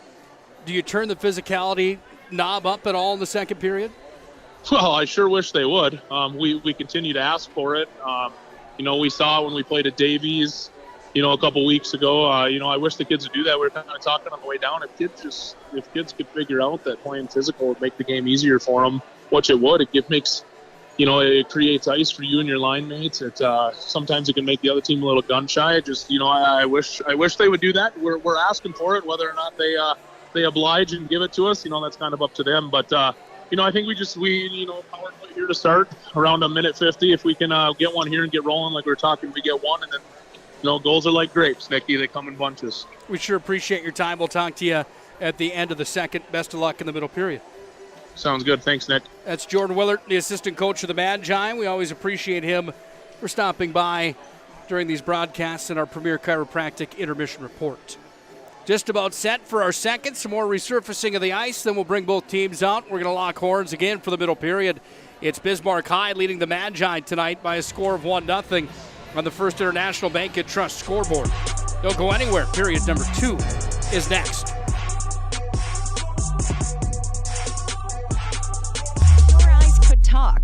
They'd tell you life is better with LASIK. No more reaching for your glasses. No more dry eye from overwearing your contact lenses. Right now, Bismarck LASIK is offering free consultations for LASIK procedures. Break free from the daily hassles and expenses of glasses and contacts. Life is clearly better. Book your free consultation today with Bismarck LASIK and see the difference. Call 222-2020 or schedule online at bismarcklasik.com. best part about working at BNC National Bank is developing relationships. I love working with people. We've been here for over 25 years. We've grown just like our communities we're in. But we still have that personal connection with our customers. And that's why we can find the best solutions for them. It feels great seeing projects around the community and knowing we're a small part of making that happen. We're helping people buy their first homes. Plan for the future. From startups to big business. We're part of the community. And we're proud of it. Yours truly, BNC. You remember where this goes? I don't know. Are you sure it was a clicking and not a zzz, zzz? I think your quash litter valve's stuck. Do you even have insurance? If we soak it, it should be good.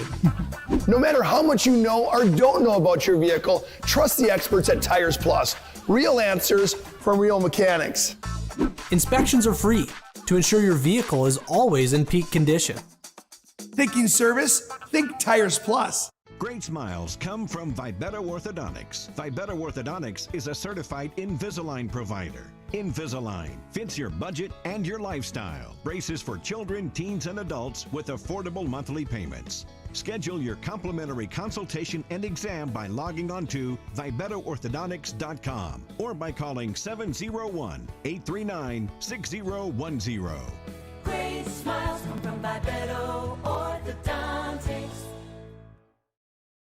This broadcast presentation on the PSP Network is proudly brought to you by Shields, Premier Chiropractic, First International Bank and Trust, Shots Crossroads, Sport Clips, Tires Plus, First Western Bank and Trust, the Minot Hockey Boosters, Roger Ward Moving and Storage, Clean Tech, the UPS Store, Magic City Inspections, Planet Pizza, Minot's Finest Collision Center, Subway, Century Eyewear, Qdoba, North Country Sportswear, Morelli's Distributing, Jersey Mike Subs, Pro Style Production DJ Services, and the Beaupre Law Firm.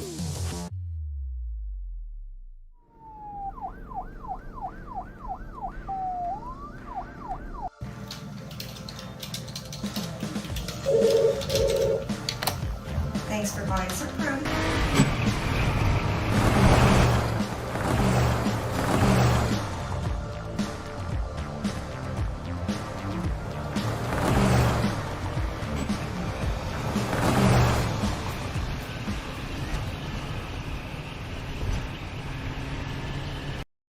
The 30-inch Galactic Pizza is out of this world. There's nothing like it anywhere else in Minot. Too much to handle? Try one of our famous large specialty pizzas like the Blue Buffalo. Get the best pizza in Minot and play some laser tag. At Planet Pizza, South Broadway, Minot. You remember where this goes? I don't know. Are you sure it was a clicking and not a zzz, zzz? I think your quash litter valve's stuck. Do you even have insurance? If we soak it, it should be good.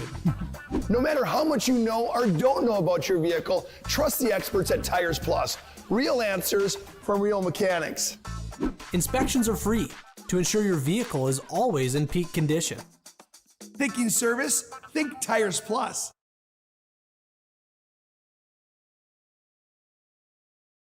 The best part about working at BNC National Bank is developing relationships. I love working with people. We've been here for over 25 years. We've grown just like our communities we're in. But we still have that personal connection with our customers. And that's why we can find the best solutions for them. It feels great seeing projects around the community and knowing we're a small part of making that happen. We're helping people buy their first homes. Plan for the future. From startups to big business. We're part of the community. And we're proud of it. Yours truly, BNC. The magic of what we do really comes down to combining different aspects of patient care. Here at Premier Chiropractic, we love combining soft tissue work, the adjustment, and exercises together. We found that this gets the best results for our patients. We have 3 chiropractors to fit the needs of the entire family, a rehab area for our exercises and equipment, for any athlete to improve performance. Give us a call and we will get you back to doing what you love.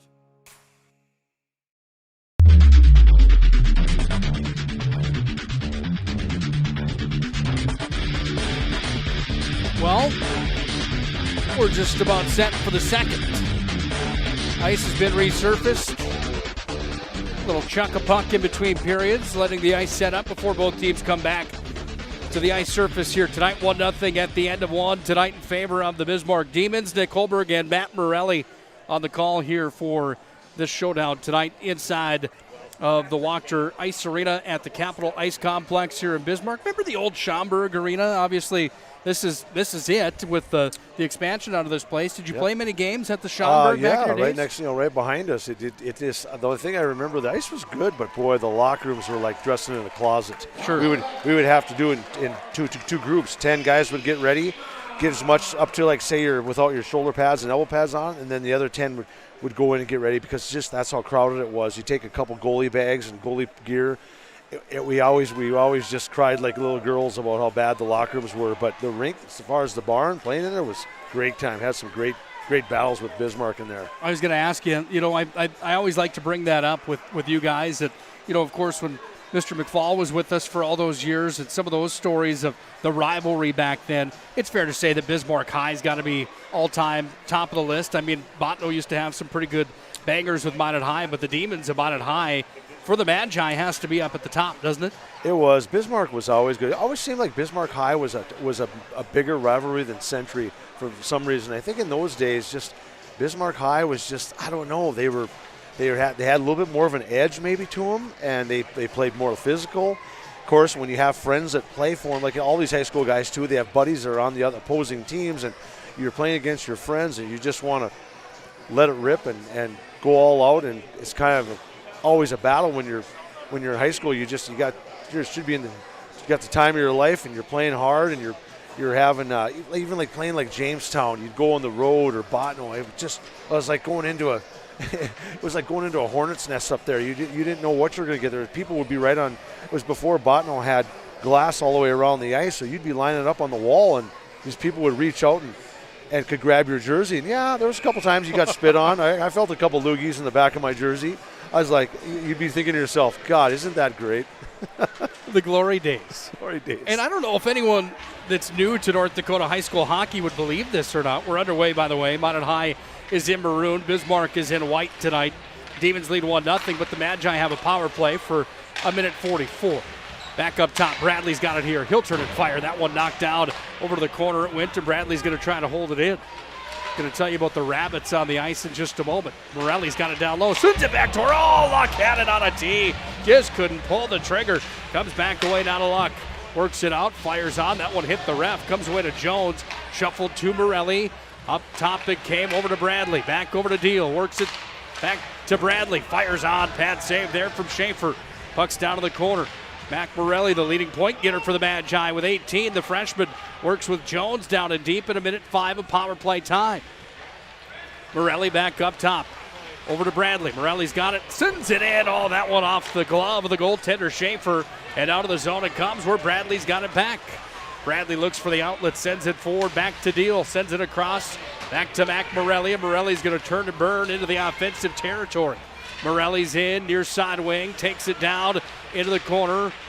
At the goal line it comes. Jones has it here. He's got Deal over on the far side, connects with him.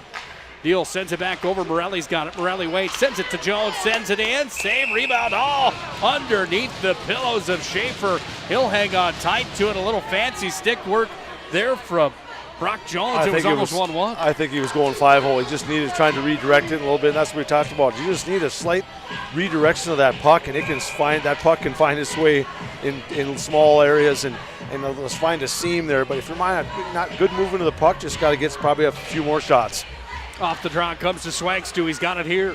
Swagstu works it up top, back across to Pickard. Now Swagstu's in. He'll turn and fire top shelf. Oh, Ben Swagstu, right where Grandma keeps the cookies. How about a chocolate chip for me, he says.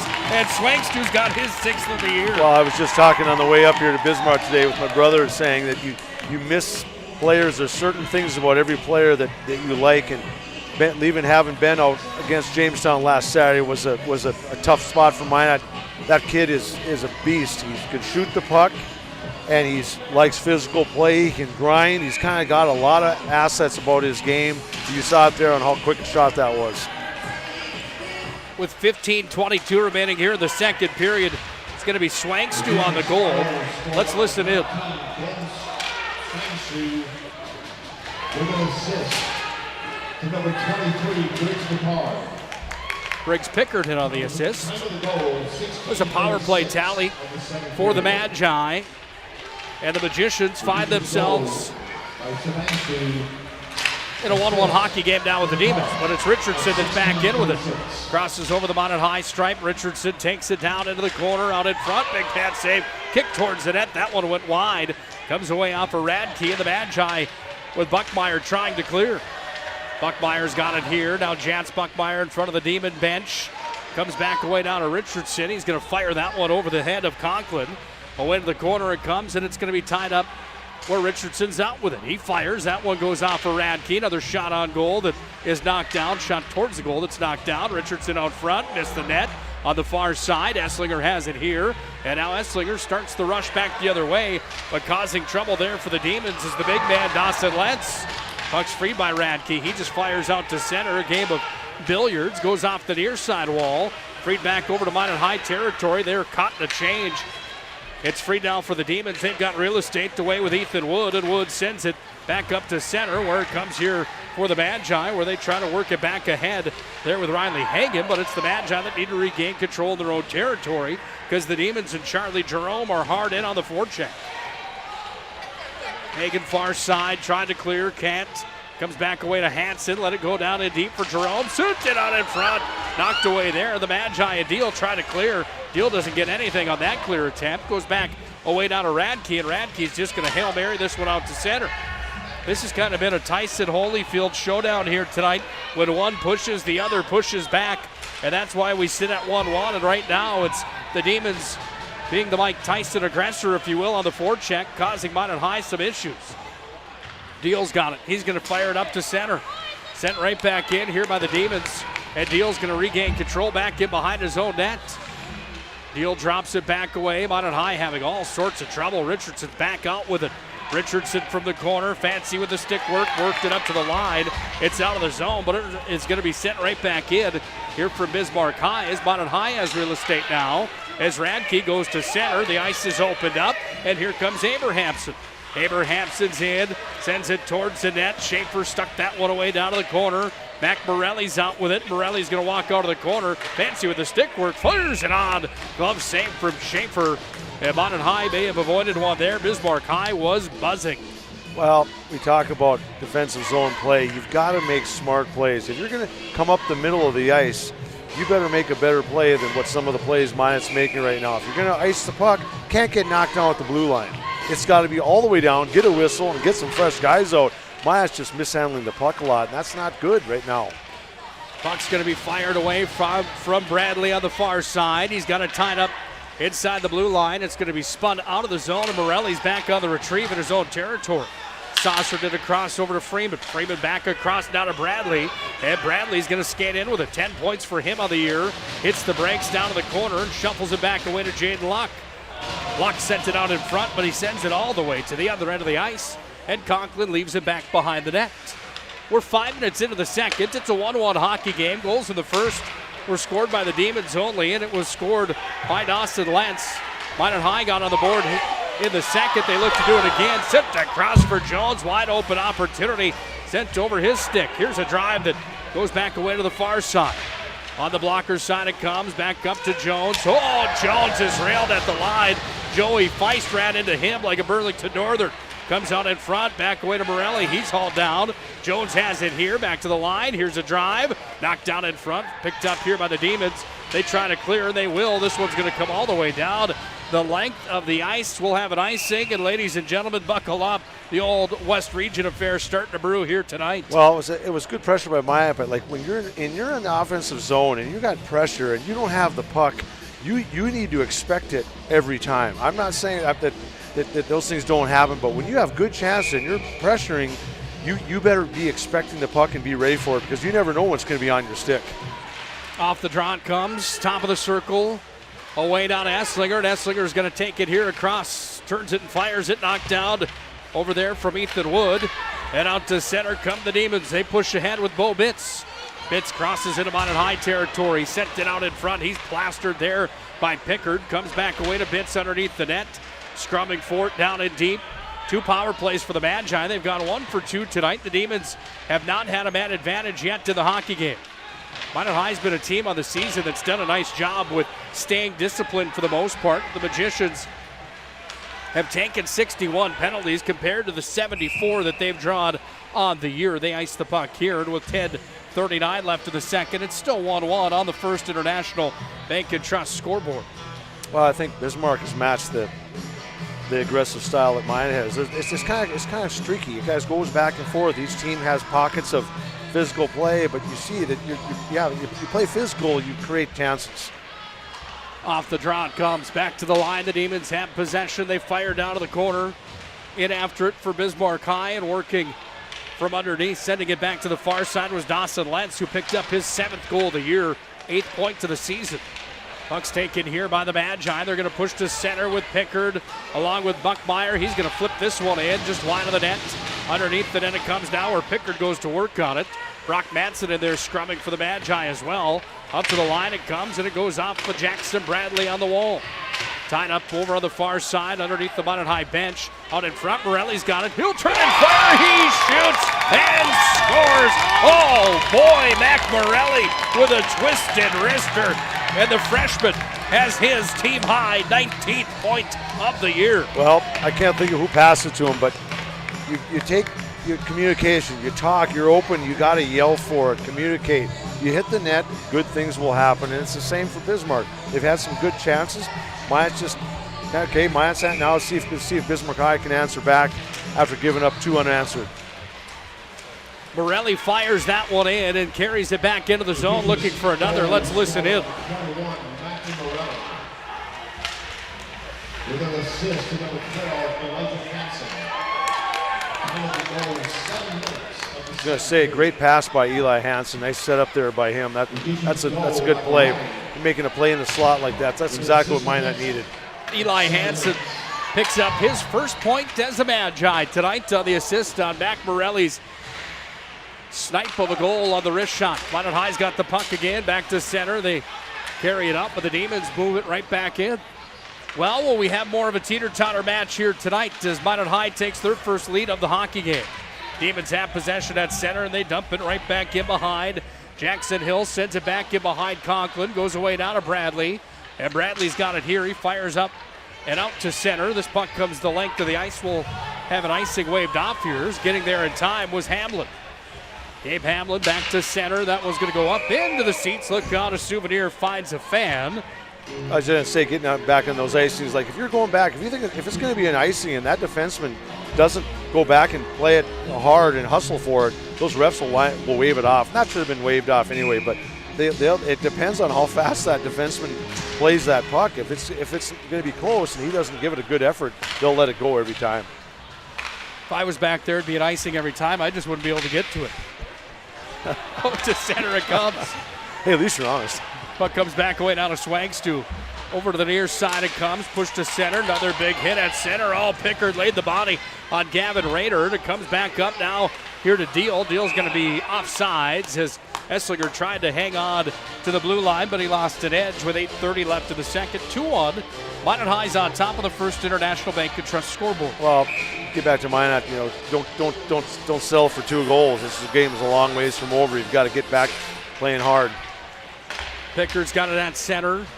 We talked to Jordan Willard in between periods, the assistant coach for the Magi, about Minot High turning up the physicality knob in this one. Do you think they've done that successfully here in the second, or do you think there's more room for a little more rock'em sock'em style? No, I think there's plenty of room for improvement. I think that power play was huge for Minot. That kind of got them on. Your power play, they're so big. Special teams is so important in games. You've got to pop a couple on those. For Bismarck High right now, do you see any major corrections they need to make here in the middle period? They just got to don't give up that next one. You got to make it, keep it tight. I mean, yeah, sure, they're missing some of their top guys, but they've got to just get back to what gave them success in that first period. That second half of that first period, they kind of turned it up a little bit. Shot on Conklin. He'll make the save. He'll hang on to it. Scrum in front of the net just momentarily, and in on it was Bo Bitts. you always play the woulda, coulda, shoulda game and the question marks that come up. But when you look at what Hunter Aker has done for Bismarck High, one of the tops for them last year, 12 goals, 13 assists, 25 points this year. You always have to think how much different is a matchup like tonight if you've got Korsmo, Aker, and Sebastian in the lineup, 3 guys that have put some points up for the Demons and their top producer. Well, they probably have a lot more shots, I'm sure, but whenever you have a top guy, a scorer out, that's going to hurt your offense. But the other guys just have to rally. You got to rally around and say we'll do what it takes and get some other guys that are in some situations that are not normally counted on and give them a chance to shine. Big scrum over on the far side wing. It's dumped into the zone. Eli Hansen's got it with the help there of Gilmore. Out in front, Gilmore had it. Sent it up top. Here's a drive coming. Bounces in front. Still loose. Backhand save. Rebound to the blue paint. Oh, boy, right on top of it was Schaefer. He comes up big. And Minot High was like sharks in the water, smelling blood. Almost 3-1 Magi, but Schaefer big with a capital B. Schaefer's been playing. You give him credit. He's played well. Minot's kind of taking it to him for shots right now. And sometimes you got to get lucky. Sometimes you're a goalie. You might not see it. You just got to hopefully you're playing the right angle. You're a goalie. You know how that goes. Just play it smart and hopefully it maybe hits you. Puck is taken here. Hopefully it hits you is exactly right. Especially if you're me, you got your eyes closed the whole time. Puck goes away on the far side, sent underneath the Demon net now as they go partner to partner from back in behind with Hamlin, who freed it back over here to Gavin Rayner, who's got some room on the near side wall. He sent it to center. Bradley's got it, and Bradley, with patience, sent it back over to Luck, but it's taken by the Demons right back in from Rayner. And here comes Luck. Oh, had the chance, sent it out in front of him. All the way down it comes, and we've got an icing here with 6:36 left in the second period. Right idea. I like the thought of going up the middle because Jaden's Luck's got such great speed, but you need to get a piece of it. You almost have to just to touch it. Even if you're not going to make it get it on a breakaway, you got to touch it so you don't have that icing. Puck comes to the glove side of the goaltender Conklin. Freed out to center. Lead pass came to Luck. He's got a breakaway. He's all alone. Oh, he tried to go to the top shelf, and he sent it to the upper deck. Puck comes back away now to Morelli. Into the slot he went. Puck was stripped from him. We go back the other way now for Lentz, and Lentz will send this one down. Back in after it for the Magi. It's taken here by Reed Cooper. Went back over. Up top. Center slot. Luck's got it again, and Luck's going to fire this one out to center. The puck comes into the possession there. The D-man spinning it forward is Ethan Wood. Conklin's behind the net to play it. Left it back in behind there where it's freed back away on the near wing to Morelli. Back underneath the goal line. Morelli's got it here with a backhand. Shuffles it up off the dasher. Look at that puck ride the dasher all the way out to center. Kind of has some eyes. Kind of like a roller coaster, yes, with the eyes is right.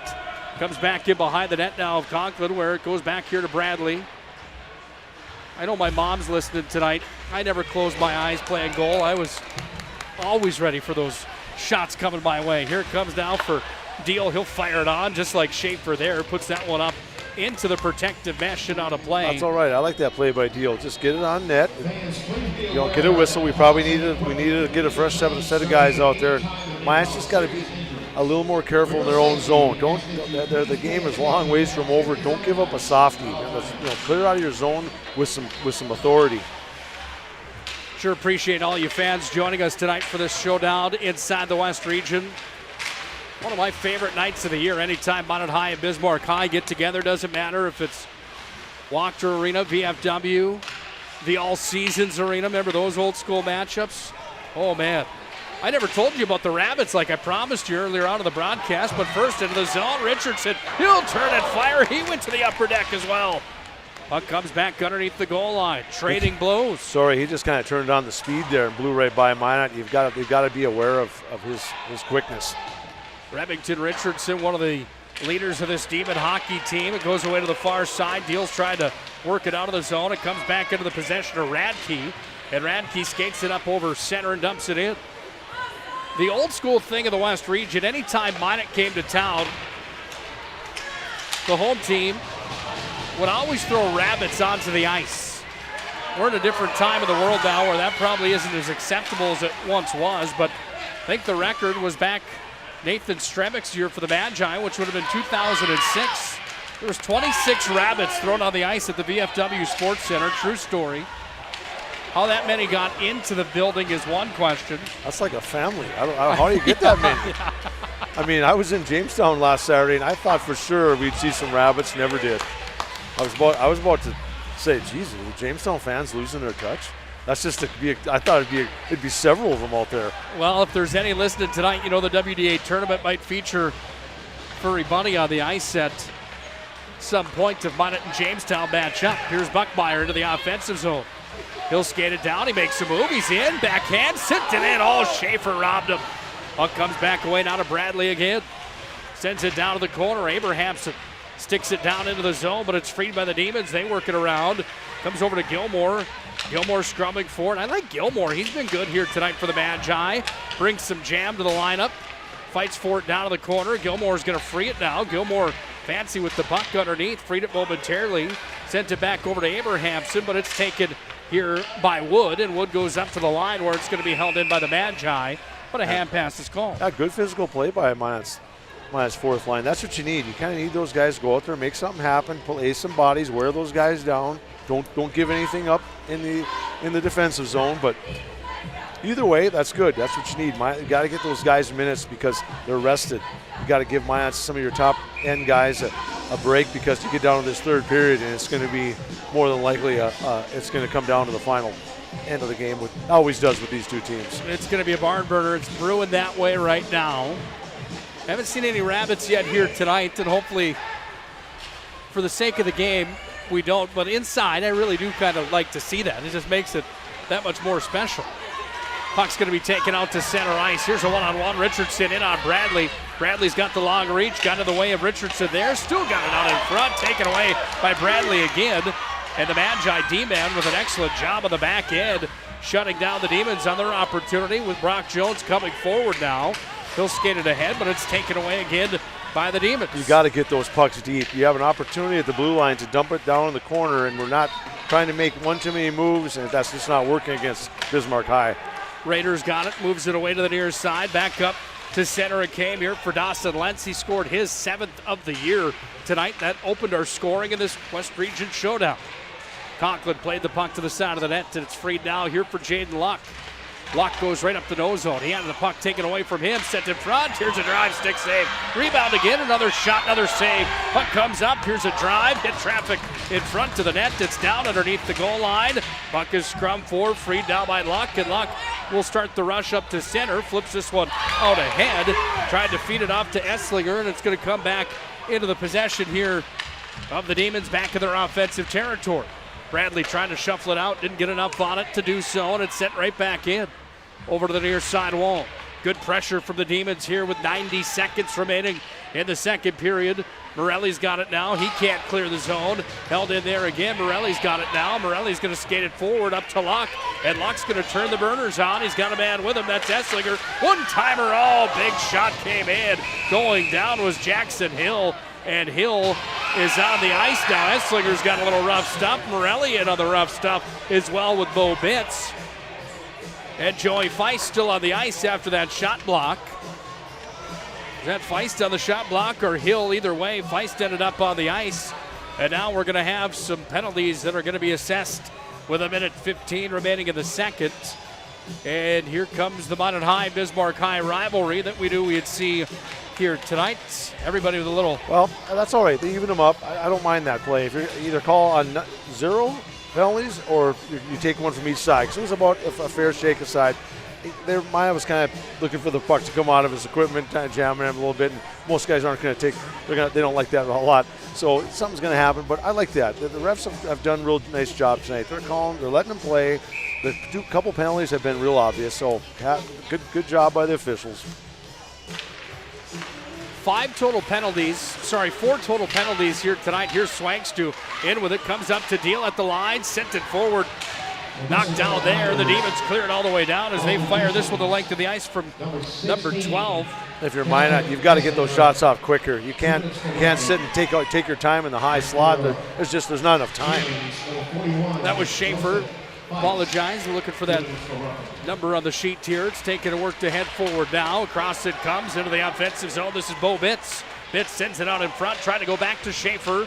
Tied up here, goes away Off of Abrahamson, up to Deal. He can't clear the zone. Richardson holds it in. He'll fire it down. Stick save comes back there. Some bad clearing attempts by Minot. If you're going to clear it out and you have nobody on you, that's got to be out of the zone. I mean, come on, Minot's got to do a little bit better. Got to bear down. Those have to be out. You're turning the puck over right to their defenseman at the blue line. They're just, like you said, licking their chops. They just, eyes get huge when they see a turnover right there. They get a shot. Not sure what the call was. Power play will come down for the Demons. They're going to get their first man advantage of the night as Jersey Abrahamson's going to the sin bin on a 2-minute call. I didn't catch it either, Matt, but it's a Demon power play. Stick around for our Premier Chiropractic intermission reports. Mike Peluso, the former NHLer, former Bismarck High head coach, will join us in just a few moments. Kids count them down. We're at 15 right now. Puck's taken here by the Demons up top. Here's a drive coming. Pat save Conklin. Over to the corner it went. It's taken here by Lentz, and Lentz worked it back up top. Luck trying to disrupt that party. Lentz fires it away. Comes back out in front. Oh, yawning goalmouth out in front. And Charlie Jerome had a yawning goalmouth. Hopped over his tape. And we remain at 1-1 at the end of 2 periods played tonight. Don't go anywhere. This is a good one here on the PSP Network. 2-1. Minot High's got the lead on the First International Bank and Trust scoreboard. Let's go to our Premier Chiropractic intermission reports. We're through 34 tonight, and it's been a dogfight here in Bismarck.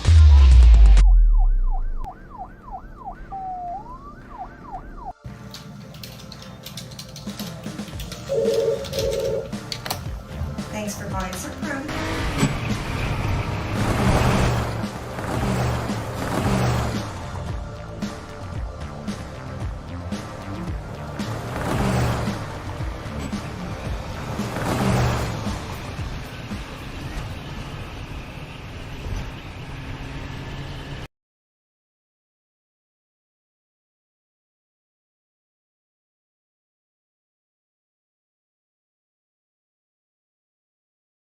If your eyes could talk, they'd tell you life is better with LASIK. No more reaching for your glasses. No more dry eye from overwearing your contact lenses. Right now, Bismarck LASIK is offering free consultations for LASIK procedures. Break free from the daily hassles and expenses of glasses and contacts. Life is clearly better. Book your free consultation today with Bismarck LASIK and see the difference. Call 222-2020 or schedule online at bismarcklasik.com. The best part about working at BNC National Bank is developing relationships. I love working with people. We've been here for over 25 years. We've grown just like our communities we're in. But we still have that personal connection with our customers. And that's why we can find the best solutions for them. It feels great seeing projects around the community and knowing we're a small part of making that happen. We're helping people buy their first homes. Plan for the future. From startups to big business. We're part of the community. And we're proud of it. Yours truly, BNC. You remember where this goes? I don't know. Are you sure it was a clicking and not a zzz, zzz? I think your quash litter valve's stuck. Do you even have insurance? If we soak it, it should be good.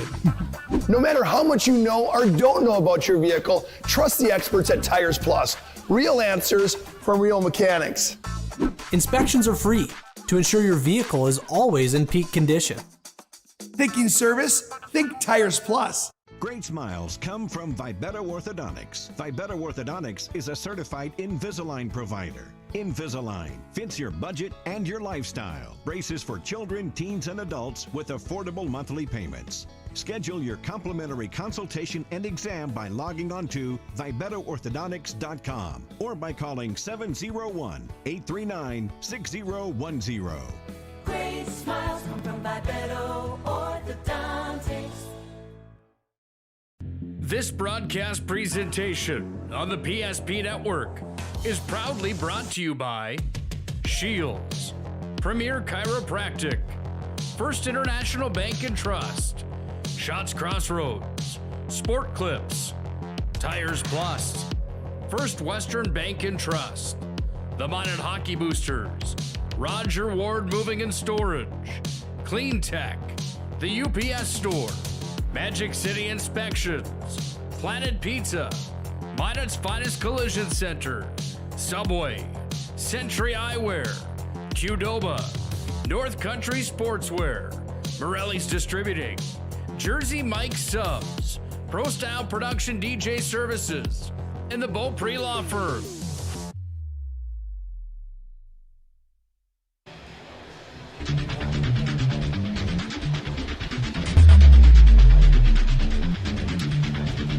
Back on our Premier Chiropractic Intermission Report. Premier Chiropractic focused on improving the health of Minot and the surrounding areas through the most cutting-edge advances in natural health care today. You can find them online, premierchiropracticnd.com. Our family's choice for chiropractic care in the Magic City. Dr. Kirk Mason, Dr. Cody Haugen, and Dr. Becky Perry-Domries can be found at premierchiropracticnd.com. Good one here tonight. Minot High and Bismarck High in a 2-1 tilt. We're joined now in the Premier Chiropractic Intermission Report by good friend of the PSP Network, good friend of North Dakota High School Hockey, Mike Peluso. Mike, first of all, great to see you, man. How are things going? Well, I'm kind of here by default. Had a couple cancellations here with that dirty word COVID, so I was able to come back, and my daughter's actually at basketball right now down the street, so I dropped her off, come over and catch a few periods, and then lo and behold, you found me, so it's perfect. Well, it's always great to see you at the hockey rink. It's Super Talk 1270 from Bismarck here tonight. And of course, they had, it's like a PR trip every time you come to the rink these days. How much are you missing the game, Mike? First question for you. Yeah, I do. I miss coaching, and certainly, if things had been a little bit different for me financially and that, I would have stuck around maybe a little bit longer. But you got to make personal choices that put food on the table. And again, I miss it, but I do coach Team North Dakota in the fall, so I do get my fill there, and I do enjoy it. Talk about Team North Dakota in that program.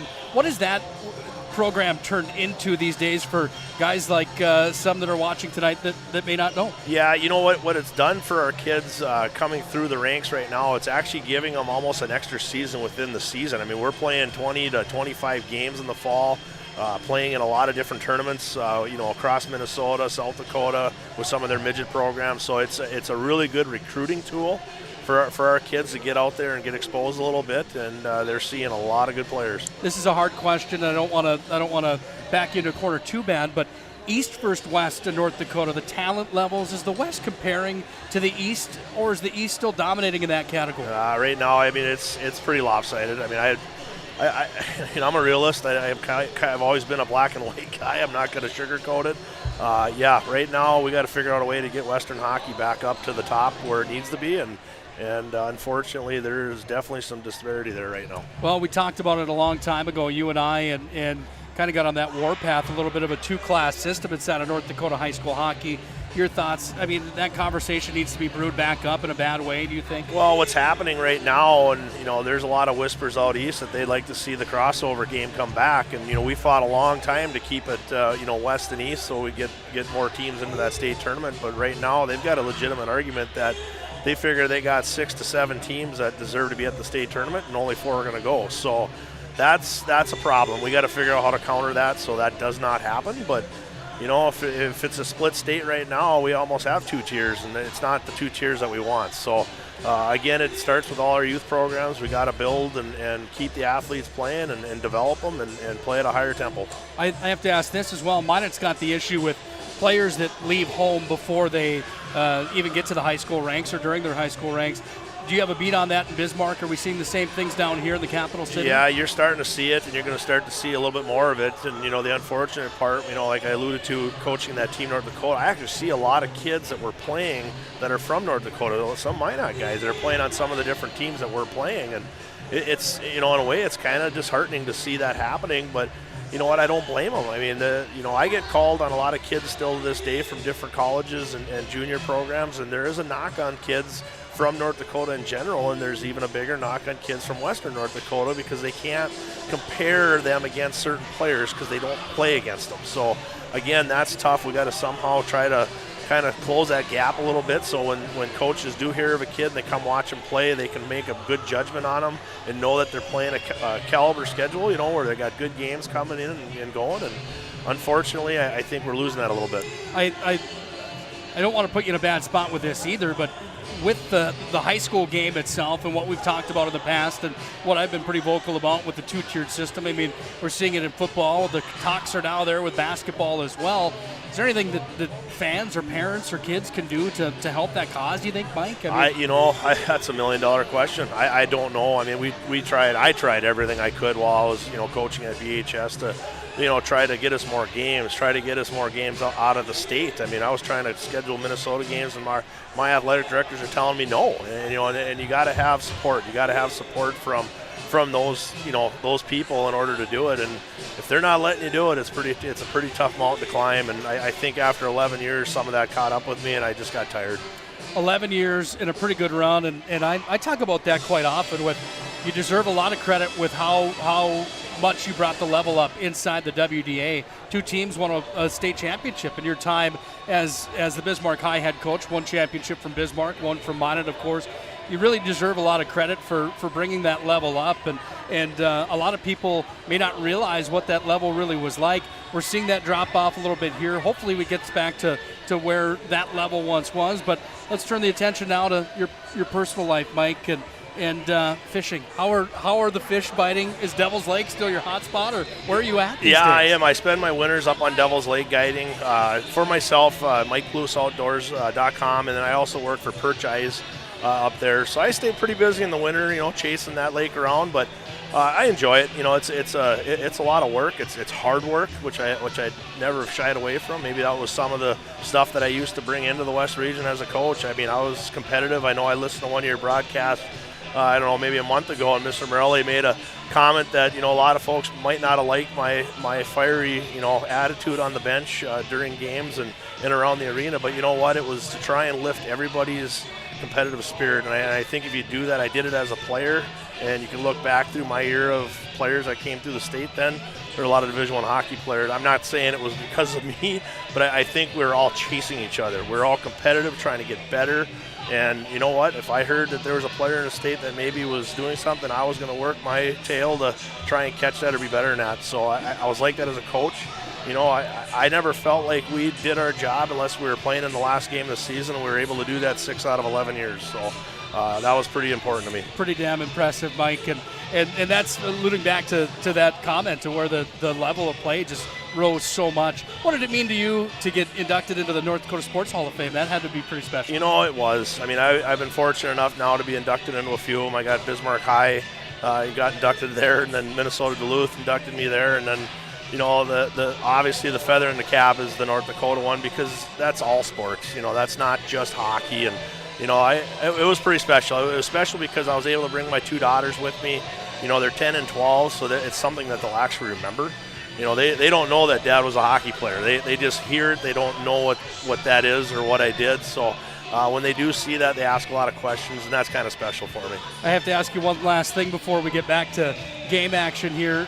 Your time at Bismarck High as a coach, let's talk about that first. Do you have a special memory with Minot High, Bismarck High in this rivalry? I mean, it just seems like anytime the Demons and Magi get together, we know we're in store for a good one. Oh, always. It's, and talking with Morelli here just before I jumped on the interview, I mean, we were talking about the old days over in Schaumburg next door here. I mean, all these games from the time I was a water boy, stick boy, a player, a coach, have always been competitive. They've always been, very high intensity, and that's something that breeds good athletes, and it breeds fun.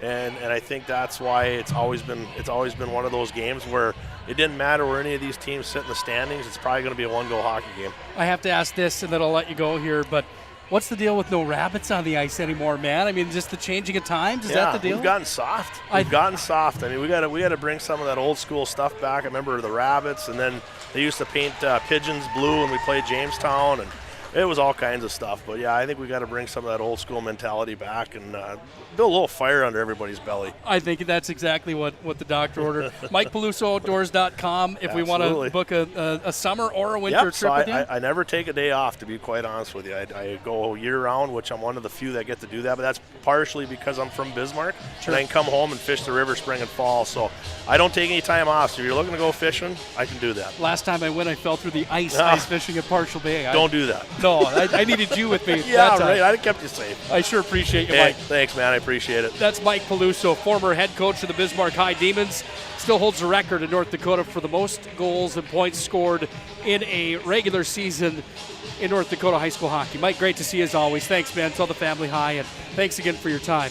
Mike Peluso, former head coach of the Bismarck High Demons, hockey legend in North Dakota. Great man. Great hockey mind as well.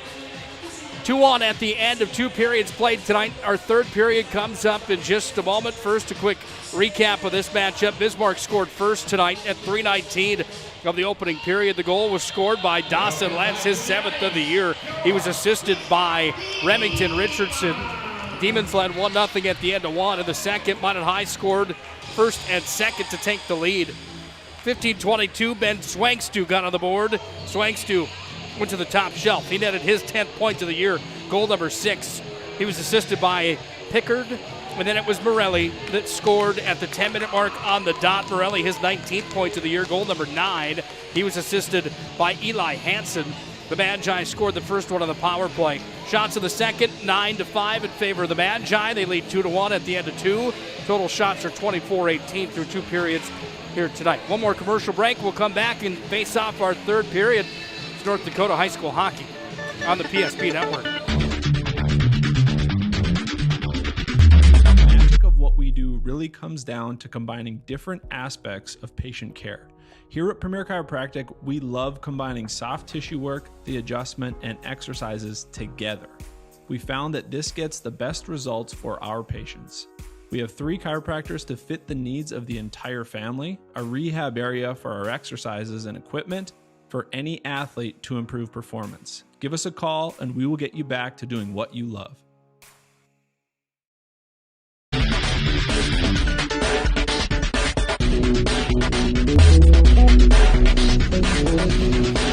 One of the greats all time from North Dakota, Mike Peluso. He played at the University of Minnesota Duluth for the Bulldogs before he went on to play in the National Hockey League for the Blackhawks and the Flyers.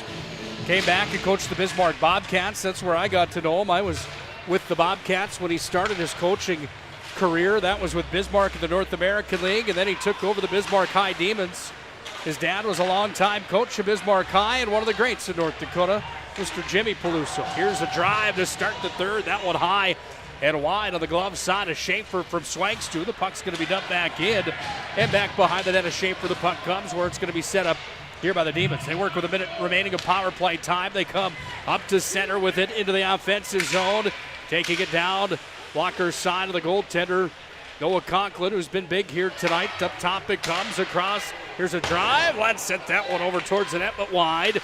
Puck goes back away on the far side wing, and it's taken here and sent all the way down by the Magi and Reed Cooper.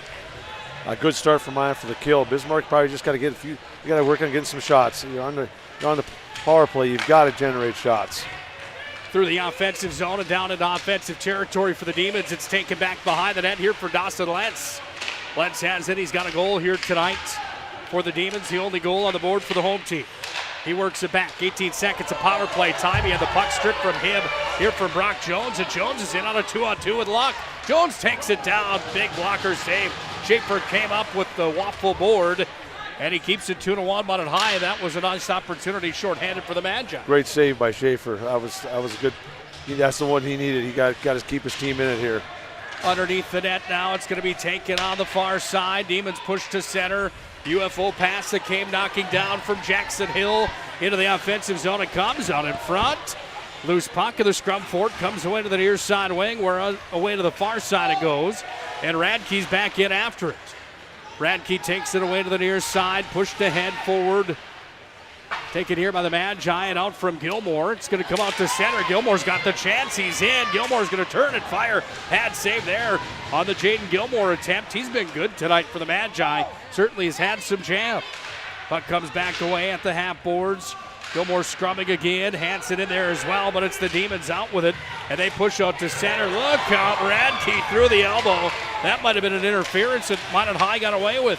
Probably got away with one there. That was close. He didn't even play the puck at all. So, but that's a break for Minot. Puck's taken underneath now from Eli Hansen. The Demons say, well, you owe us one now. You better hang on tight. This one has been officiated well here tonight. There's no question about that. The officials have let them play in this West Region Showdown just what you ask for with Bismarck High, Minot High. So many times these are decided by the power play and specialty teams. And you just never like to see that, frankly. It usually comes down to just a mistake or two, and you just don't want to be the one making the extra mistake. That's right. On the near side it comes. Tied up by the Demons. They regain possession. Offensive zone. Jackson Hill had it stripped and deals out to center. He goes off to Luck, who turns on the burners. Luck back to Deal out in front. Comes in the center slot. Fired it wide on the opportunity. Flipped out of there by the Demons and back to retrieve with the Magi in their own territory here with Bradley. Bradley's on the near wing. He's going to skate it up through center. That one goes off the skates of Remington Richardson, and back in is Bradley in his own D zone. You got to be careful going up the middle like that.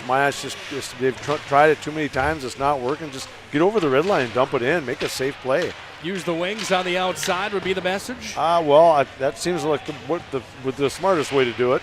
On the blocker side it comes here at Conklin. Back to Bradley. Dropped it back over now to the far side. Swanks in after it. Comes back away now to Matson, and Brock Matson has it here. He's going to hit the brakes. He creates real estate and goes to the far side. Now he's going to reverse it, bring it back to his partner Bradley on the near. And Bradley's got it here. Tries to go back up.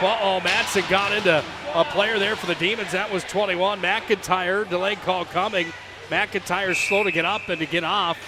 And Minot High is going to be whistled here on, I believe, an elbowing call coming on 24, Brock Matson. Shoot, I didn't think he really hit him that hard, but he must just have caught him on the right. Worst, must have been an uncomfortable hit there. I don't know. I didn't think it was that hard, but we're different. We're up higher, and the refs are down lower, and you got to let them make those calls. It's a tough break for Minot. Kind of starting to get some momentum going. Now you're back short-handed again. Shots are 27-18 favoring the road team tonight. They also have a 2-1 lead, but it's the Demons with another power play. And a minute 54 on that power play that work it up top. Here's a drive coming. Pad save on the attempt from the line that came from Jackson Hill. Comes back up to the point, worked across from Lance. Hill's got it again. Sends it in, tipped out in front, went wide. Smacked out of there by the Magi, but it's held in by Lentz again. Hill at the point, drops it over to the far side, handle across, center slot one-timer. Charlie Jerome sent it towards the net, but wide. Comes back up top again, taken here by Hill, has a little spin move, sends it down to the corner, and in after it. It's going to be taken by the Demons back up top, but Swanks too hard on the forecheck, trying to kill it off here. Here's a drive coming, loose in front, bouncing puck over to the far line. Out it comes to the blue line, and Jackson Hill sends it right back in. Minot's got some room, time, and real estate. Taken here by Deal. He'll launch this one 200 feet to the length of the ice with a minute remaining of Demon power play time. And 11:44 remaining here in the third. Bismarck High starting to turn the motor on just a bit to see if they could tie this hockey game. Minot High will dump it to the length of the ice. Schaefer out to play it. Jones in after it. Puck comes away on the near side wing for the Demons. They're going to push up to center again. Bismarck High dumps it into the glove of Conklin, and he'll hang on to it. That's all right. That's a smart whistle to take. Don't take a chance on having a turnover in your own zone or miscommunication with the defenseman. Just take the whistle, give your guys a break, and get the right personnel out that you want. Got to win this face-off. Bismarck High is a team that went 9-7 in the conference last year, 10-9 overall. They finished fourth inside of the region. Didn't qualify for the state tournament. They lost to Botno on a controversial call in overtime at the Pepsi rink at Mesa Arena. Here's a drive coming. That one kicked away. Conklin rebound, save again. Noah comes up big for the Magi, and then the puck is launched out with the backhand all the way down the length of the ice. A nice play to get it up and high enough over everybody back in the back end for Bismarck. You've got to set your penalty killers. You just have to dig deep and make smart plays. Puck's launched in from the blue line here by the Demons. Minot High takes and turns it all the way down again. Reed Cooper sends it the length of the ice, and that does it for the Demon power play. Back to center for the Demons. They were walking and firing back into Minot High territory. Bismarck High has 37 trips to the state tournament. Second most in the West region, only to the Magi from Minot, who have 39. Up to center ice, Chance Buckmeyer ahead forward. Minot High's got one more state title than Bismarck High as well. 2 total for the Magi, 1 for the Demons. Minot High's first one came in 92 when they beat, guess who? Bismarck High. Here's a drive from the line. Fired in. Schaefer made the stop. It swept out and into the corner it went. Taken away back in front of the net. Tipped in front from Morelli. That one went wide. Morelli was sent to the ice and the puck is free back to center here for Richardson. He can motor. Richardson's in over the blue line. He turns away to the near side wall. Sent in. Conklin made the save. Radke's got it here. Back to Esslinger. Back to center. It's going to be pushed away. And we're going to have a stop in the play. A high stick is called with 9:48 left in the third. 2-1. Minot High leads on the First International Bank and Trust scoreboard. Well, it's I think Minot kind of got a break there. They were off on a line change, and Bismarck High had a whistle called against them, so they were looking to transition and turn it up. So Minot's got to be smart in your line changes. I mean, that's just common sense. You got to get over the red line, get it deep before you start to head off the ice. Other games across the region tonight. Century's hosting Mandan tonight, and Century leads 2-0 after 2. Maxim Vig with a goal. Tonight, that would be a big one for the Patriots. Man, this West region is crazy.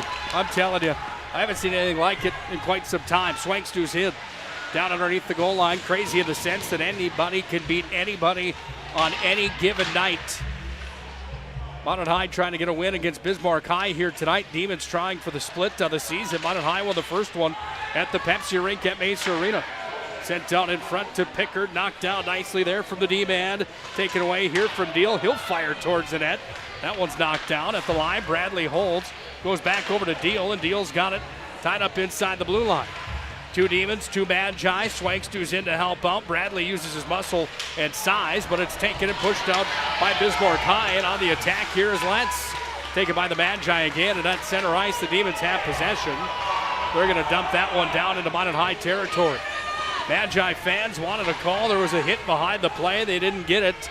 And this place comes to volume a bit more as Brock Jones steps in. Has a chance here on the one-on-one. A drive, a save. Rebound out front. Todd Jones sent it wide. Had a chance and he swept it down to the corner. Oh, that might have been a dagger for Minot if they could have popped that one. Comes away to the near side, all the way back up to the point where it's going to be taken by Jones again with a backhand. Twists it down into the corner. In after it now on the far side is Morelli on the one-on-one. Joey Feiston after it for the Demons. It's free to the line. Reed Cooper's got it. He's going to walk across the blue back to Pickard. Pickard sends it in. Hit traffic. Oh, pinball out in front. Knocked down. Went to the corner. Comes back away to Jones from Gretzky's office. Left it back away and then sent it up to the line. And now Pickard's at the blue line trying to scrum for it here with Richardson, but an offside's called on the Magi. Oh, you got to be ready for those. I know this seems like me like the puck is really bouncing around a little bit tonight. I don't know if it's the ice, but it just seems like a lot of guys are mishandling it. We've had guys coming in to make passes and the puck's popping up on them, and sometimes you just have to not worry about it and just work a little harder and bear down a little bit on with the puck. Hockey puck's usually frozen for a few hours, if not more, before each and every contest. Down to the old Zamboni room, down to the ice. Sometimes if they're not frozen, those things can bounce around just a bit more than some of those forwards would like. Puck's taken and worked away to the near side wing. All the way back up to center it comes and pushed right back in. Within the WDA, there's some pretty cool venues. This Walker Arena is one of them. Here's a drive in front. Oh, save, rebound, loose in front. Still loose in front of the paint. Comes away to the near side. And the Magi have it up to center. And into the offensive zone comes Hagen. Hagen sends it across. Tried to feed it over to Jans Buckmeyer. And he sent it through the goal mouth all the way over, through the center slot rather. All the way over to the far wall. Demons go for a change, and Radke goes for a stroll into the zone. He'll fire it down. What do you give Walker Arena on a 1-10 inside the WDA? This is a great place. This is a nice facility. That's exactly what these need. Probably need another one of these. Underneath the goal line, puck's going to be taken away on the far side. Goes over to the far side where it's taken here by Swankstu. Swankstu's out with it. And Swankstu being hounded heavily over on the far side wing. Still scrumming for, trying to push it out of the zone for the Demons. Held in by Swankstu and company. That's Bradley at the blue line. Bradley's going to be run into over on the far side. Comes away to Radke. Radke goes back over down to Esslinger, and Esslinger's got it here. Esslinger back up to Bradley. Bradley pushes ahead.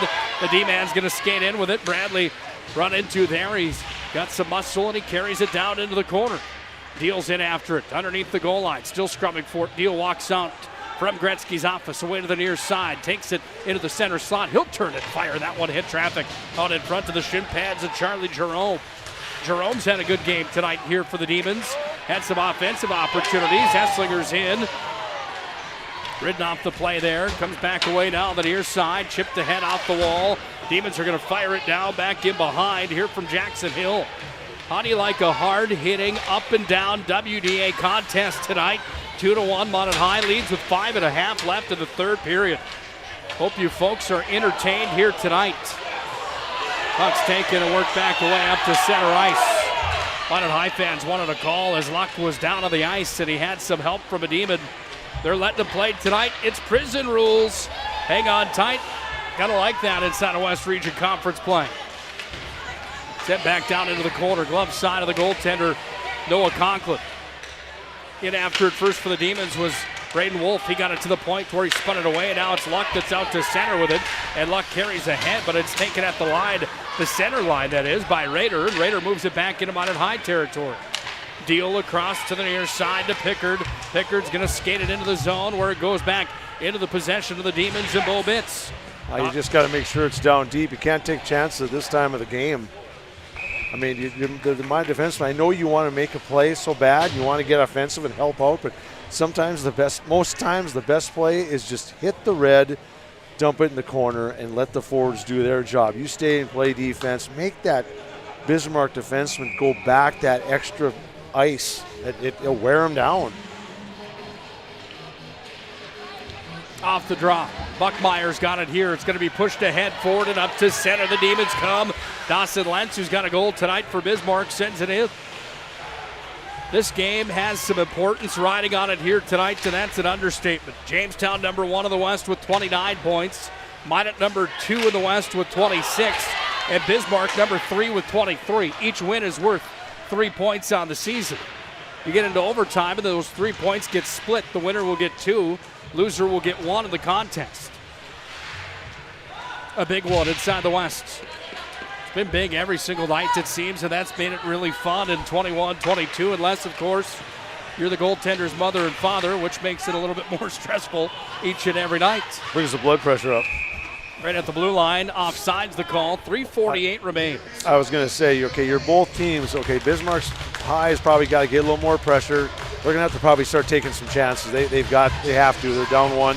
They're down to under 4 minutes. Minot, on the other hand, play it smart. Get over the red line. Keep it deep. Be aggressive, but just be smart and make them take the long way. Pickard's going to dump from center. Schaefer was out of the net to play it. It's underneath the goal line now, away to the near side wing. Tied up at the half wall. It's going to be pushed out by the Demons. It's out to center ice and into the Minot High zone. Pickard's back in on it on a 1-on-2 with Bismarck High with the advantage. Delayed call coming. And this is going to be on the Magi. It looks a tripping call. Minot. It's on Minot.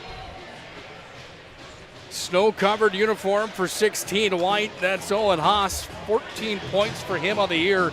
He drew the penalty on Pickard, and Pickard took him down.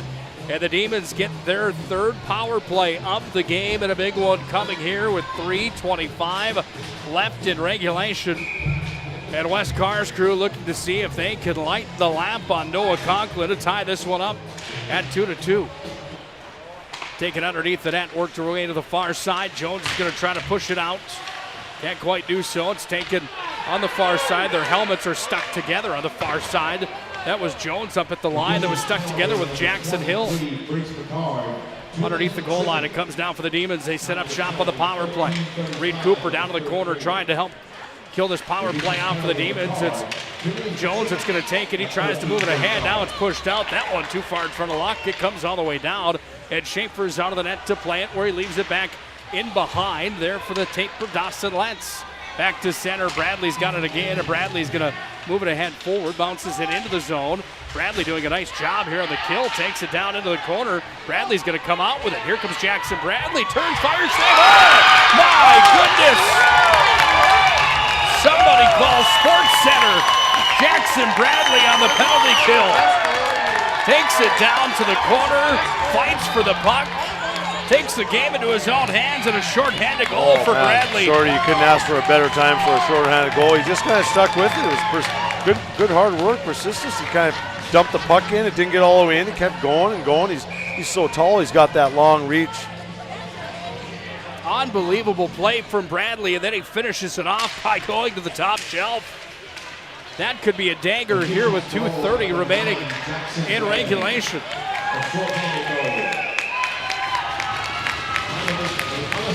Unassisted shorthanded goal. Schaefer's going to look to come off the ice here for the Demons. It's back out in front for Swangstu. Taken now by Swangstu, center slot. Now it's going to be taken here by Richardson. Richardson's got it again. How about that move from Jackson Bradley? The hard work pays off. The effort was there. Bradley went to the top shelf with it. Richardson's got it here. Down a deep, second goal of the year, by the way, for Jackson Bradley. Puck's going to be sent out. Good pressure by Maya. Bismarck's just got to make their minds up a little quicker. They're gaining entry to the zone. It doesn't seem like a problem getting in the zone, but they just got to make quicker plays when they got the puck, because Maya's kind of applying some pressure on the sidewall. Radke tried to clear it out. That puck bounced off of his tape. Empty net at the other end of the ice for the Demons. Into the glove of Conklin. He goes down and makes the save. 95 seconds remains in regulation. I would think somebody will call a timeout here. Get your guys to rest. Get the guys that you want so they're well rested. Some of these guys have been going double shifts. So it's like, take your time. You got a timeout. Why wouldn't you use it? 10 seconds remains on the power play for the Demons. Nobody does use that timeout. And the Magi handle here. Fired all the way back up to the line. It's held there. Magicians are trying to clear. They do now. It's pushed out to Joey Feist, who goes ahead forward. On and high's at full strength, but it's still an extra attacker situation for the Demons. They've got the net empty at the other end of the ice. Back in behind the net. Sent down in front. Oh, big save. Conklin comes back up to Feist at the line. Hits the brakes. He'll turn and fire. Conklin into the catching mitt. He'll hang on to it. And a big stop there from the senior netminder, who has been good tonight. 24th save on the 25th shot from the Bismarck Demons. That's what you need out of your senior goalie. Come through under pressure. Don't get riled. He's not one. He's all over the place. He just kind of stays put. I think that's why he's had success. He's been getting better and better as the season continues. Here's Feist firing it forward. This puck sent down. Esslinger's got an empty net with under a minute to play. He'll skate it down with a backhand. Hits the pipe to the far side. Puck's taken here by the Demons. They work it forward. Bradley's at center. He's going to flip this one ahead forward. Rolls into the net. They score. I think it's offsides. Offsides will be the call, and the faceoff will come back at neutral. Bradley had the right play. Well, he had the right play, but you're better off just to dump in the corner, because Esslinger was still trapped. He was at the top of the circle, so that's an easy call for the ref. Bradley tried to launch it in and roll it in. Offsides was the call, and it remains 3-1 Magi. 46 seconds remaining. Roger Ward moving in storage brings you our move of the game tonight. I don't think there's any question what that one is after Bradley scored shorthanded. And we'll also have our MVP of the game brought to you by Sport Clips tonight. Join us to the Shots Crossroad postgame show for that. Net is empty again for the Demons. It's Feist at center with a backhand. Sends it in. Cooper's got it here. And Reed Cooper goes back to Bradley. Bradley's going to fire to head forward. It rolls all the way up to neutral. All right, kids, count them down. We're at 15 seconds right now. Minot High is going to improve to 7-3 in the West. The Demons are going to fall to 6-6. But it's Richardson trying to end the hockey game on a high note. Wraparound. Stop there from Conklin. 5-4, now 3. And the Magi, for the second season in a row, have swept the Bismarck Demons in regular season play. That doesn't happen very often. No, it sure does not. The big one tonight for the Magi. We'll go to our Shots Crossroads postgame show. Matt and I will break this game down. Let you know how the Magi mustered up 3 tonight. How the Demons got their 1. 31-25, final shots on goal tonight. And the Magi have the victory at 3-1 as well. Handshake at center ice. No love lost between these two teams, but they certainly respect each other. Shots Crossroads postgame show is next here on the PSP Network. Hi guys, what can I get you guys today? I don't know what to order. Would you like to hear the story of how I learned what to order? Whoa! What What is that? That's called a big rig, little lady, and that's the best dead-gum meal here at Shots Crossroads. Don't wait just a gall-darn minute, Harry. You know darn well the best thing about Shots is breakfast. A 99 is how it's done. You mean a 109? No, I don't. The real pros know that it starts with dessert. No matter what you get, everything begins with a caramel roll. Hey, little dude. The truth is, there's a lot of right answers on this menu. My favorite is the golden crispy chicken strips and crinkle cut fries. Just listen to your heart, and you can't go wrong. Now go make that order, bud. Oh, hey, kid, whatever you do, don't forget the ranch. So what you're saying is, as long as I follow my heart, I can't make a wrong choice? No, kid. The point of the story is order whatever you want. All right. I'll take a big rig, a 99, a 109, an order of chicken strips with crispy fries, and I'd take a caramel roll to start with, please. Wait, and don't forget the ranch.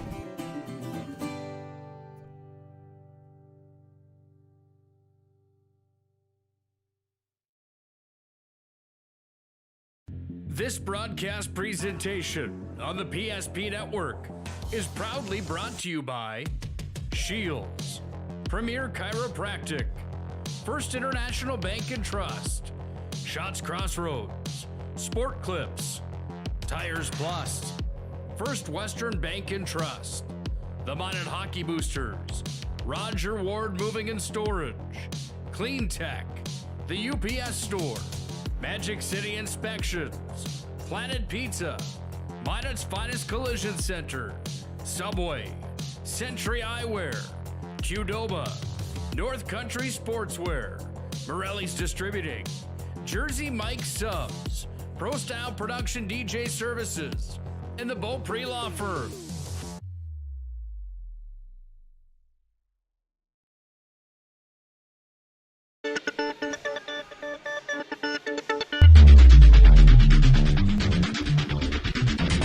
Well, Wes Carr and John Grubb have a conversation at center ice.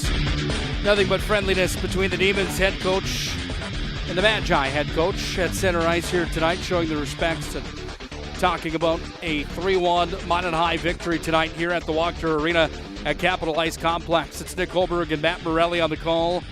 The Magi come away with a victory tonight, 3-1, but it wasn't easy. Minot High maybe thought it would be easier tonight without some of the Bismarck studs in the lineup. But Bismarck High really deserves some credit. They played a good hockey game here tonight.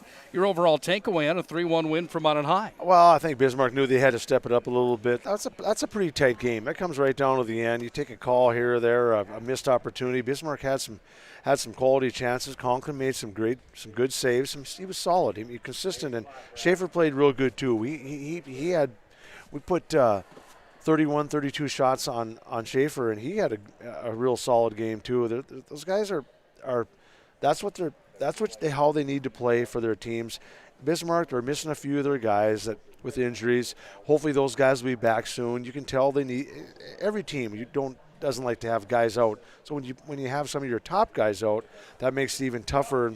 And hey, that's a rallying cry for the rest of the team. They have to step it up. They have to know that they've got to really limit their mistakes. And Minot kind of probably just took advantage of a few chances. I mean, that shorthanded goal really was a backbreaker for Bismarck. And you can't get soft on a power play. You've got to hustle back, get possession, and four guys got to get back there and get that control of that puck. And give Jackson Bradley credit. He kept going and was aggressive and made things happen, and he deserved that one all the way. There's no doubt that's our Roger Ward Moving and Storage move of the game tonight. My goodness, some good highlights in this one.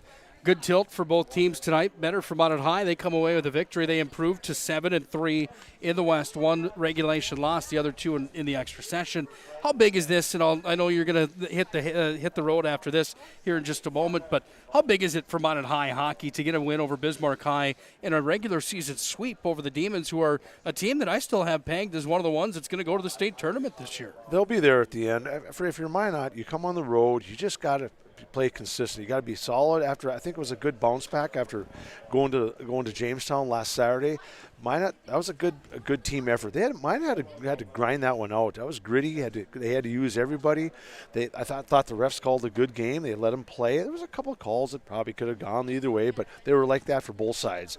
So if you're Minot, you get on. You take the 3 points. You're right up there towards the top. You've got a non-conference game come Saturday, which is good. It's another home game for Minot, which we didn't expect that. But start to get in these good habits, getting rid of the errors that you were making back in December and the earlier part of this month. Because now it's time. You just can't afford to have lapses because all these West Region games are huge coming up. Sure appreciate your time, Mr. Matty Mo. It's fun as always. Yeah, for sure. Thanks for having me. We sure appreciate you. That's Matt Morelli joining us tonight, former University of North Dakota Fighting Sioux, former Minot High Magician. Drive safe. We'll see you on Saturday afternoon. Thanks again to Matty Mo for joining us here tonight. Thanks to John Haugen for joining us, running our camera here tonight as well. This is the Shots Crossroads postgame show tonight. Shots Crossroads, home to the famous number 99. They're open 24/7, 365.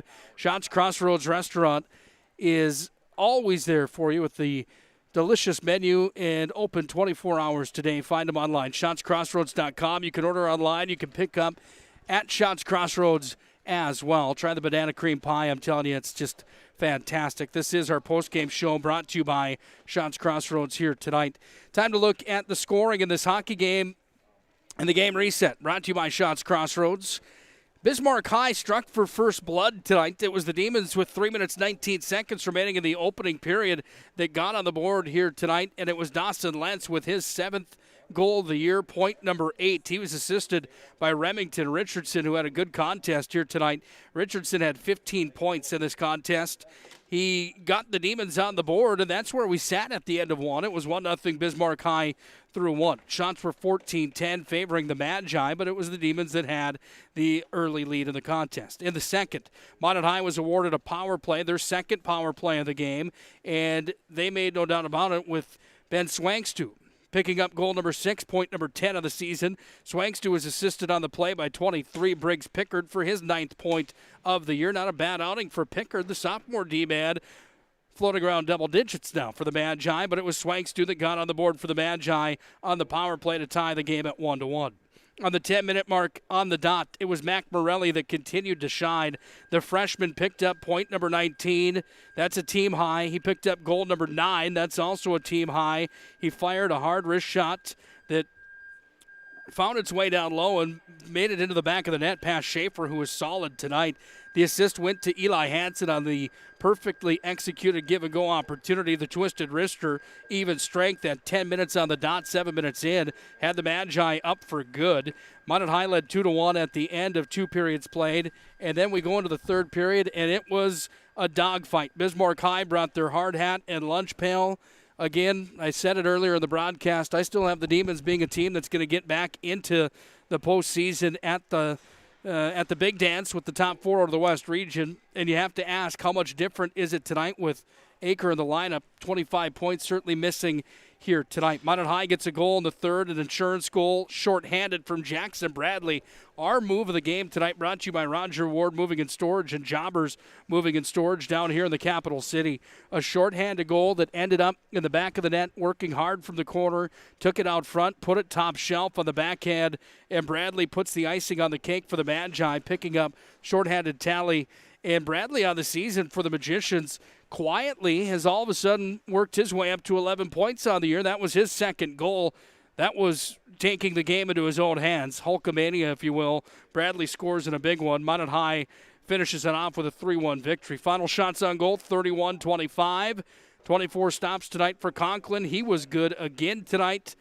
31 shots on the other side for Schaefer. Schaefer comes up tonight with 28 saves in the hockey game. We'll come back and name our MVP of the contest, brought to you by Sport Clips. We know who our Jobbers Moving and Storage move of the game belongs to tonight. No question on that, Jackson Bradley. But we'll name our MVP next when we come back, and we'll put a cap on it tonight. The Magi take care of the Demons 3-1 here in the capital city. Carson, timeout. Who calls a timeout in this game? Me, I'm icing the kicker. Really? It'll give us more time to talk about First Western Bank and Trust, like our convenient online banking. along with smart trust service options. We're all about hometown service with bankers that know you and the community.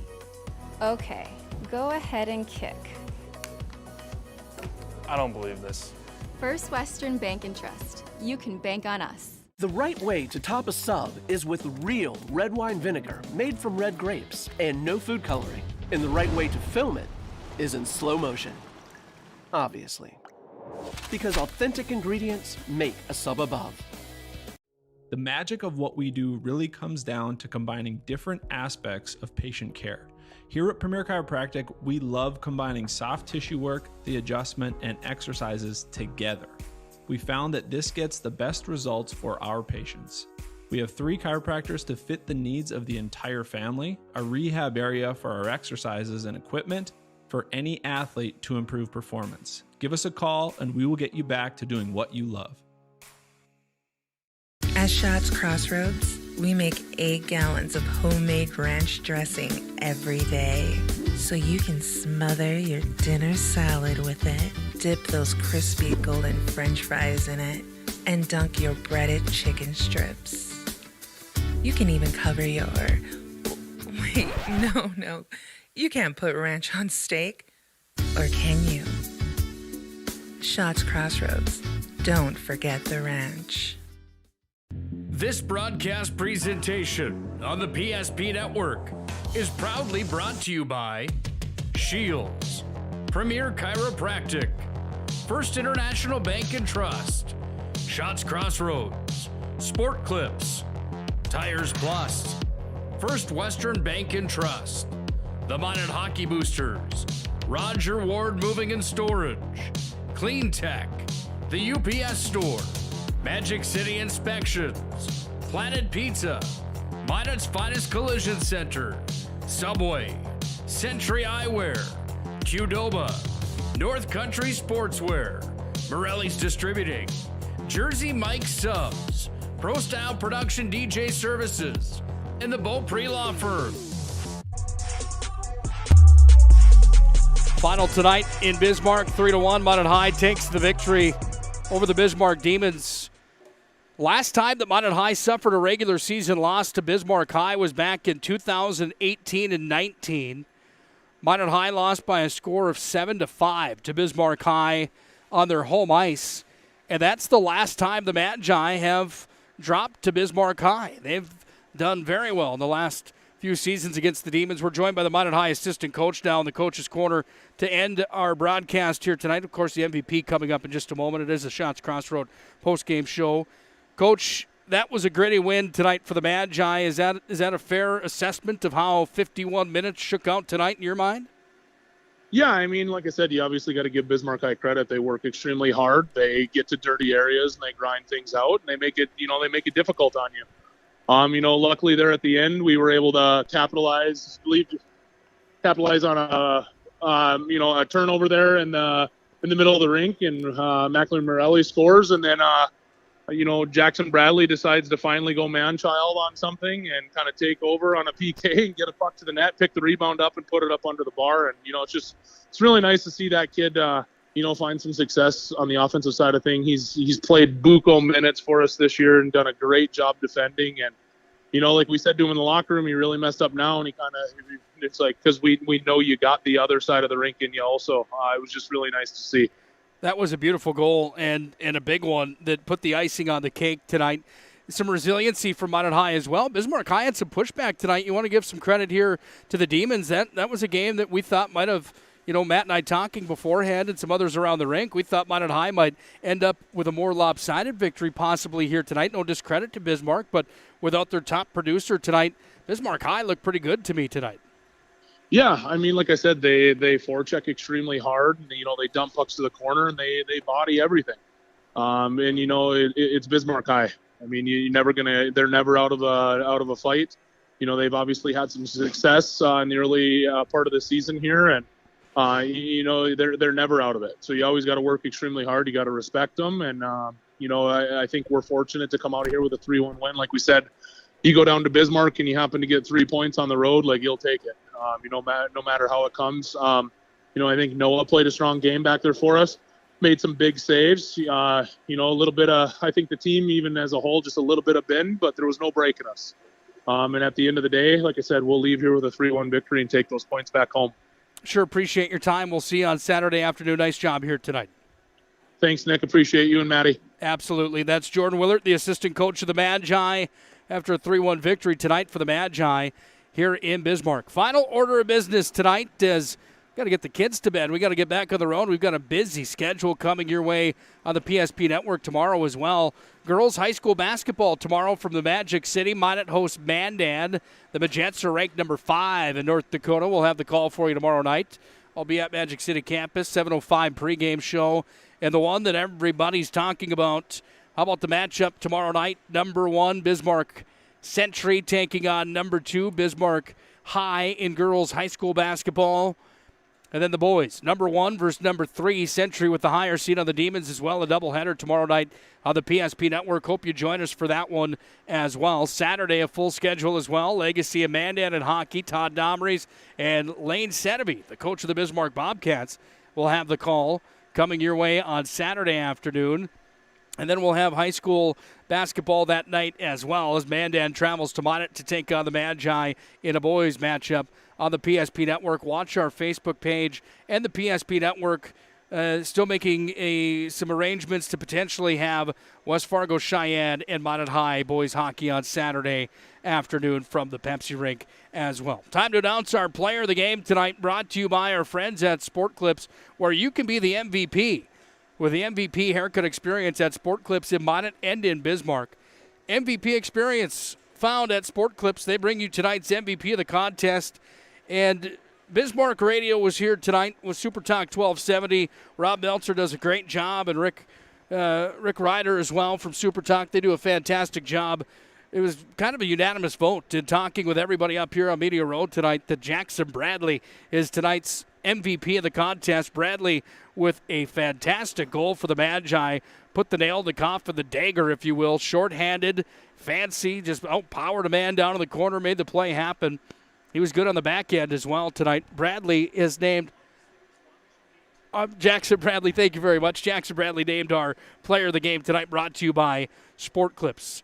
The kind staff here at Wachter Arena and Capital Ice Complex just informed me that we could stay as long as we want tonight, but I'll assure you that I'm ready to get on the road myself, my friend. We sure appreciate the hospitality here in Bismarck. Fantastic, as always, here tonight. Big thanks again to John Haugen for being on the camera for us tonight. Great job here tonight, John. Big thanks to Matt Morelli for joining us on the call.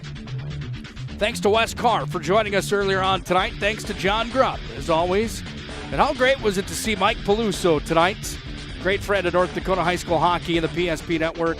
Great to see you, Mikey P. Thanks for stopping by. And, of course, thanks to Jordan Willard. As always, his time is always valued on the PSP Network. A final tonight from the capital city. The Magi take care of the Demons 3-1. A season sweep for the Magi over Bismarck High, but it doesn't get any easier for either team as tournament time is right around the corner. We're already at the 20th of January. That means within a month we're deciding who's going to the state high school hockey tournament. Big one tonight. Good game tonight for both teams. Hats off to everybody involved. Thank you, the fans, for joining us. We'll see you tomorrow night at Minot High School for girls high school basketball. The Magi and the Braves tomorrow night, 7:05 for the pregame show brought to you by Shields. I'll have the call and we'll see you then. Until then, please have a good night and God bless.